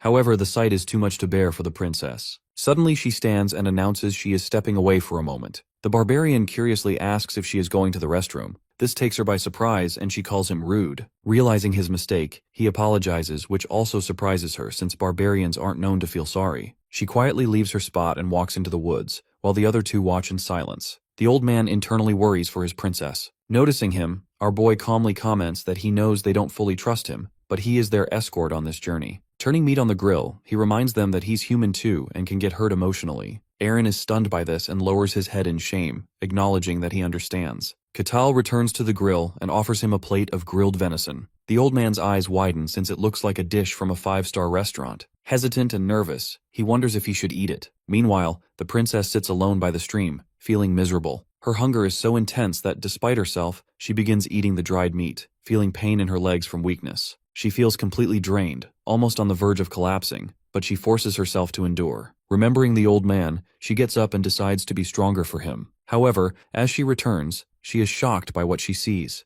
The old man and the barbarian are sitting together, eating the meat that he had prepared. The old man devours the grilled meat with such intensity that he seems oblivious to everything else. She calls out to him in an intense voice, catching him off guard. Startled, he drops the meat and jumps up in panic, shouting that it's a misunderstanding. Before the guy can explain himself, she steps forward and reminds him about their agreement to stay cautious around barbarians and protect one another. Aaron interrupts her thoughts, explaining that this barbarian might not be as dangerous as they initially thought. Hearing this makes her confused. At the same time, our boy speaks up and tells her to calm down for a bit. He deduces that their refusal of his food and the division of the night watch stemmed from their lack of trust in him. Aaron feels guilty, quietly admitting to himself that he made a mistake, while the princess tries to deny it nervously. Our boy contemplates the situation, wondering how to fix it. He reflects on the deep prejudice against barbarians in this world, realizing that, as a barbarian from the white snowfields, he lacks detailed knowledge of it. Yet he guesses that outside the snowfields, barbarians must have done bad things to earn that hatred. He knows that at this point, even if he tells them that he is not a barbarian,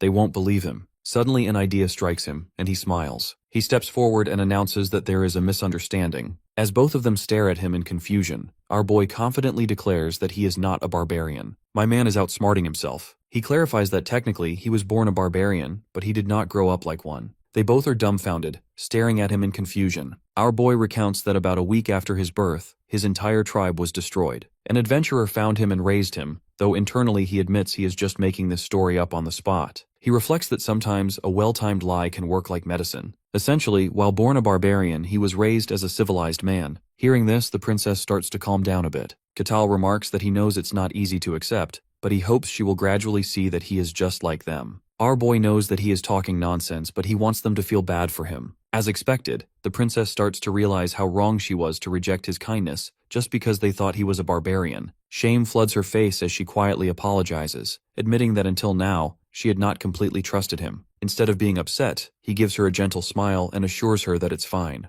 This simple reassurance melts away the tension, and she visibly feels relieved. Katal hides a small victorious smile, thinking the moment was a success. This makes her feel even guiltier for having doubted such a good person. Our boy reaches out toward her, suggesting that from now on, she can trust him. The princess freezes for a moment, then smiles and says yes. While this is happening, a mysterious man stalks them from the trees. He is revealed to be the tower master we saw earlier. Even though he is watching with his eye of observation, they are too far for him to hear. The man is surprised that someone like Katal could exist among barbarians. He wonders what it is about that white wasteland that produces such refined and civilized barbarians. The thought troubles him, and he quietly decides to move forward. As he steps ahead, our boy suddenly becomes alert and looks in his direction. The tower master freezes in panic, unsure whether the barbarian really saw him or not. The princess also notices the sudden tension on his face and asks what happened. Calmly, he informs her that someone is nearby and instructs her to stay put. Bro turns into the Flash and gets on top of the Tower Master in no time. He appears above him in the air like a fierce hunter. The Tower Master's eyes widen in shock and he quickly raises a fire barrier, but it's no use. The Barbarian breaks through the barrier, sending debris flying in all directions. The Tower Master internally panics, screaming that it shouldn't have been possible. The barrier was strong enough to stop even a ballista, but it failed completely. The next moment, we see him being pinned to the ground like a criminal. The Barbarian warns him that he will break his neck if he tries anything stupid. With no way out, the Tower Master suddenly blurts out that he admires him. Confused, our boy asks if he is talking about him, and the man quickly confirms. He then asks for his name, and the Tower Master gives him the name Patrick. Moments later, the Barbarian picks him up like a doll and brings him over to the tent. Meanwhile, the poor man wonders if Cain had also been like this. When the princess asks Catal about the man, he reveals that he was tailing them when he got caught, and now he is claiming to be an admirer. This leaves her even more confused, but the man explains that he has always wanted to be a strong adventurer, and looks up to the Barbarian as a role model, having seen him help Inquisitors fight demons. Of course, these are all lies, and the Tower Master just wanted to get closer to the Barbarian. Hearing his story, our boy clarifies once again if this was the only reason he followed them. The Tower Master lets out an innocent smile and confirms it, saying that he couldn't help himself. Despite all this, our boy doesn't think he can simply let him go, since he still doesn't know if he is safe. Then suddenly, he gets hit with one of his brilliant ideas and lets out a wicked smile. One of the greatest mages of all time, the head of the magic tower who possessed the body of a lich, had disguised himself as a human named Patrick, just so he could observe the Barbarian. However, things didn't really go as planned, and he now finds himself tied up and standing right in front of our boy. After making sure the man is tied up good, he announces that it's time to move. The group advances through the forest path, with Patrick reluctantly dragged behind. For the first time, he's close enough to observe the Barbarian in detail. He realizes what Cain meant now. Catal operates at an entirely different speed and level of power, capable of crushing magic with physical force. All of this makes him wonder if the Barbarian is actually a hero class. Meanwhile, the princess quietly calls out to him, and he pauses. Looking back, he calmly asks her if she's ready to tell him everything. This shocks her greatly as she realizes that he already knew everything. Our boy explains that it wasn't that hard to figure out that they were hiding something. However, he understands her circumstances and mentions that it's not easy trusting someone you don't know. The princess apologizes to him and admits that she wants to reveal everything. Afterwards, he may decide for himself if he wants to continue the mission or not. Before she can say anything, he stops her and mentions that there is someone nearby. Moments later, they all watch as several armored knights walk in from the trees. The princess looks surprised, seeing them almost like she knows who they are. The knight commander bows and introduces himself as Lucento Edenheimer. He turns to the princess and claims they've been desperately searching for her, intending to take her back to the kingdom. Instead of feeling relieved, the princess looks even more worried. The commander then turns to our boy, explaining that the person he's guarding is the first princess of the Lutin kingdom. Catal asks why the princess is here, and the commander explains she recently fled the kingdom. Mistaking the Barbarian for a mercenary, he announces that they will handle things from now on. However, the princess suddenly speaks up and refuses to go with him. With a strict tone, she questions who he is. This takes the commander by surprise, and he questions what she means. Clenching her fists, she asks him once again who he is, and this time he gives her his full name. Before he can even finish, she screams that she doesn't know him, accusing him of being an imposter who took over the real knight commander. The same thing happened to her friends and even her own parents. The Tower Master finds the situation interesting and checks for himself who the knight is. Turns out, the knight is actually human, which makes the situation even more confusing. Meanwhile, the princess continues accusing him of trying to devour her to overtake the kingdom. The knight commander silently watches as she screams about taking her revenge. He then turns to the other knights and comments that she has gone mad. This makes her even more furious, but he asks if she truly believes that everyone in the castle except her has somehow changed. For a moment, she pauses since she is unable to answer. The knight commander extends his hand and asks her to go back with her. The princess completely freezes, but in her mind, she doesn't want it to end here. Before he can get close, our boy steps in between them, taking her by surprise. The commander warns him to move aside, but he respectfully refuses. With no other choice, the knight commander charges forward, but our boy grabs him by his helmet and throws him back like a tennis ball. The other knights stare in horror, witnessing the fate of their commander. In his defense, the Barbarian was only protecting his client, so he was justified. At the same time, the knight commander gets back up and asks him if he really believes whatever she is telling is the truth. The Barbarian replies that as a mercenary, he has to believe his employer. For some reason, his words send a shock through the princess. Hearing this, the knight commander says that they are all delusional. Our boy smiles and comments that he can't be the one saying that. Turning back towards the princess, he reveals that the knight appeared without any presence. In other words, they simply just turned up in the forest out of nowhere. This is surprising even for the Tower Master, who sensed the same thing. Our boy then turns to the knights and asks them how they appeared so suddenly. Instead of answering, the knight commander ignores his concern completely and simply claims that they are here for the princess. The barbarian realizes that they don't have an answer and mentions that he will take her to the kingdom of Denian by himself. The princess looks down upon hearing this, since even in her own castle no one believed what she was trying to tell them. The knight commander realizes that they can't solve this with dialogue alone.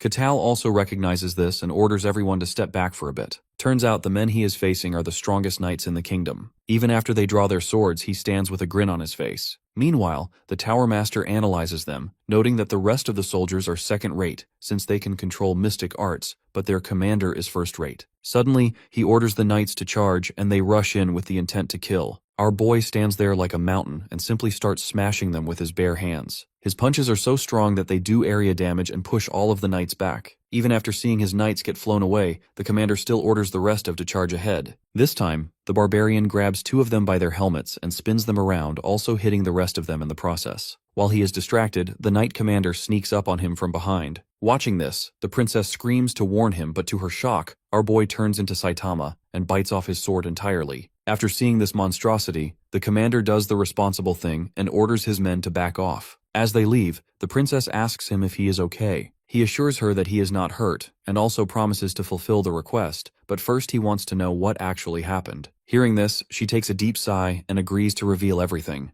As they walk back to the tent, the Tower Master reflects on the nature of aura. He believes aura is the crystallization of mysticism itself, a power strong enough to cut through steel like paper and split magic apart. In simple terms, nothing in this world should be able to neutralize aura. However, what he saw in front of him completely shattered that logic. A simple barbarian stopped aura with his bare teeth, and his skin did not even receive a scratch. The group finally sits by the fireplace while our boy once again questions what truly happened to them. The old man explains that their kingdom has been replaced by something else entirely. By the time he and the princess realized something was wrong, the kingdom had already collapsed. The barbarian asks him if this was the reason they fled. Aaron admits that if they had stayed, they would have been replaced just like everyone else. His voice trembles as he adds that this distortion began nearly a year ago. At that moment, Kettle's expression changes. He wonders if this is all a coincidence, since he remembers hearing something similar from the Inquisitor. During their last mission, she told him that the dungeon appearances had become abnormal, and strange beings started appearing in their world. All of it started a year ago. He didn't really think much of it back then, but he also heard something strange from the guy he met during his last quest in the snowfield. His thoughts are interrupted by the old man as he continues his story. After realizing that something was off, both he and the princess requested the court mages to investigate. However, the cause could never be identified.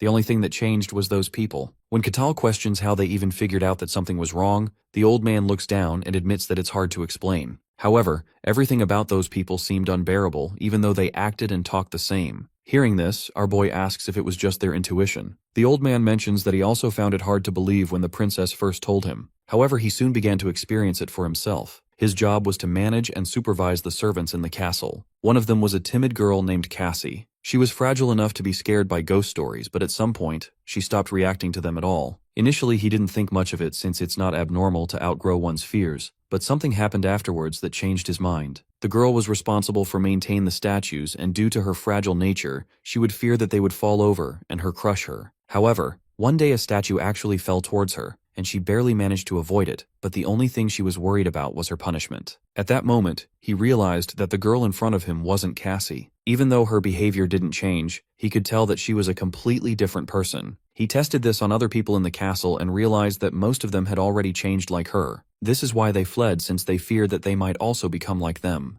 Our boy still doesn't understand why they are heading to the Denian kingdom, since there are other places they can go for protection. The princess explains that the king of Denian can make a human declaration. A long time ago, humans lived alongside other beings, but there was a man who wanted to create a kingdom just for humans. He went to an unknown god to fulfill his wish, and as a result, he got the power to distinguish between humans and non-humans. That man was the founder of Denian Kingdom. Those carrying his blood have the ability to tell if someone is human or not. Our boy smiles as he realizes that stuff like this actually exists in this world. He guesses that they are going to use that power to find solid proof, and mentions that it's a good idea. The princess looks at him and asks if he is okay with this, but he assures her that nothing would change regarding their deal. Hearing this, she sincerely thanks him and promises to give him anything he demands after completing this mission. The barbarian simply smiles and tells that he will be looking forward to this. The old man, however, has a completely different reaction. Later, as they both fall asleep, our boy sits with the Tower Master, who asks him if he truly believes the princess. He admits that he is not sure, but it's still possible. The Tower Master reveals that the knights he fought were actually human, but he already knows that. To make matters worse, he has made an enemy of an entire nation. Even if the princess is telling the truth, he might get in trouble simply for getting into all this. The man questions if he really accepted this contract just to be their escort. After a moment of silence, our boy gets up and admits that he isn't actually here just for the escort job. He simply thinks it's too much of a loss to miss out on a story this interesting. The Tower Master starts sweating as he realizes that this entire situation is nothing more than a game for this beast.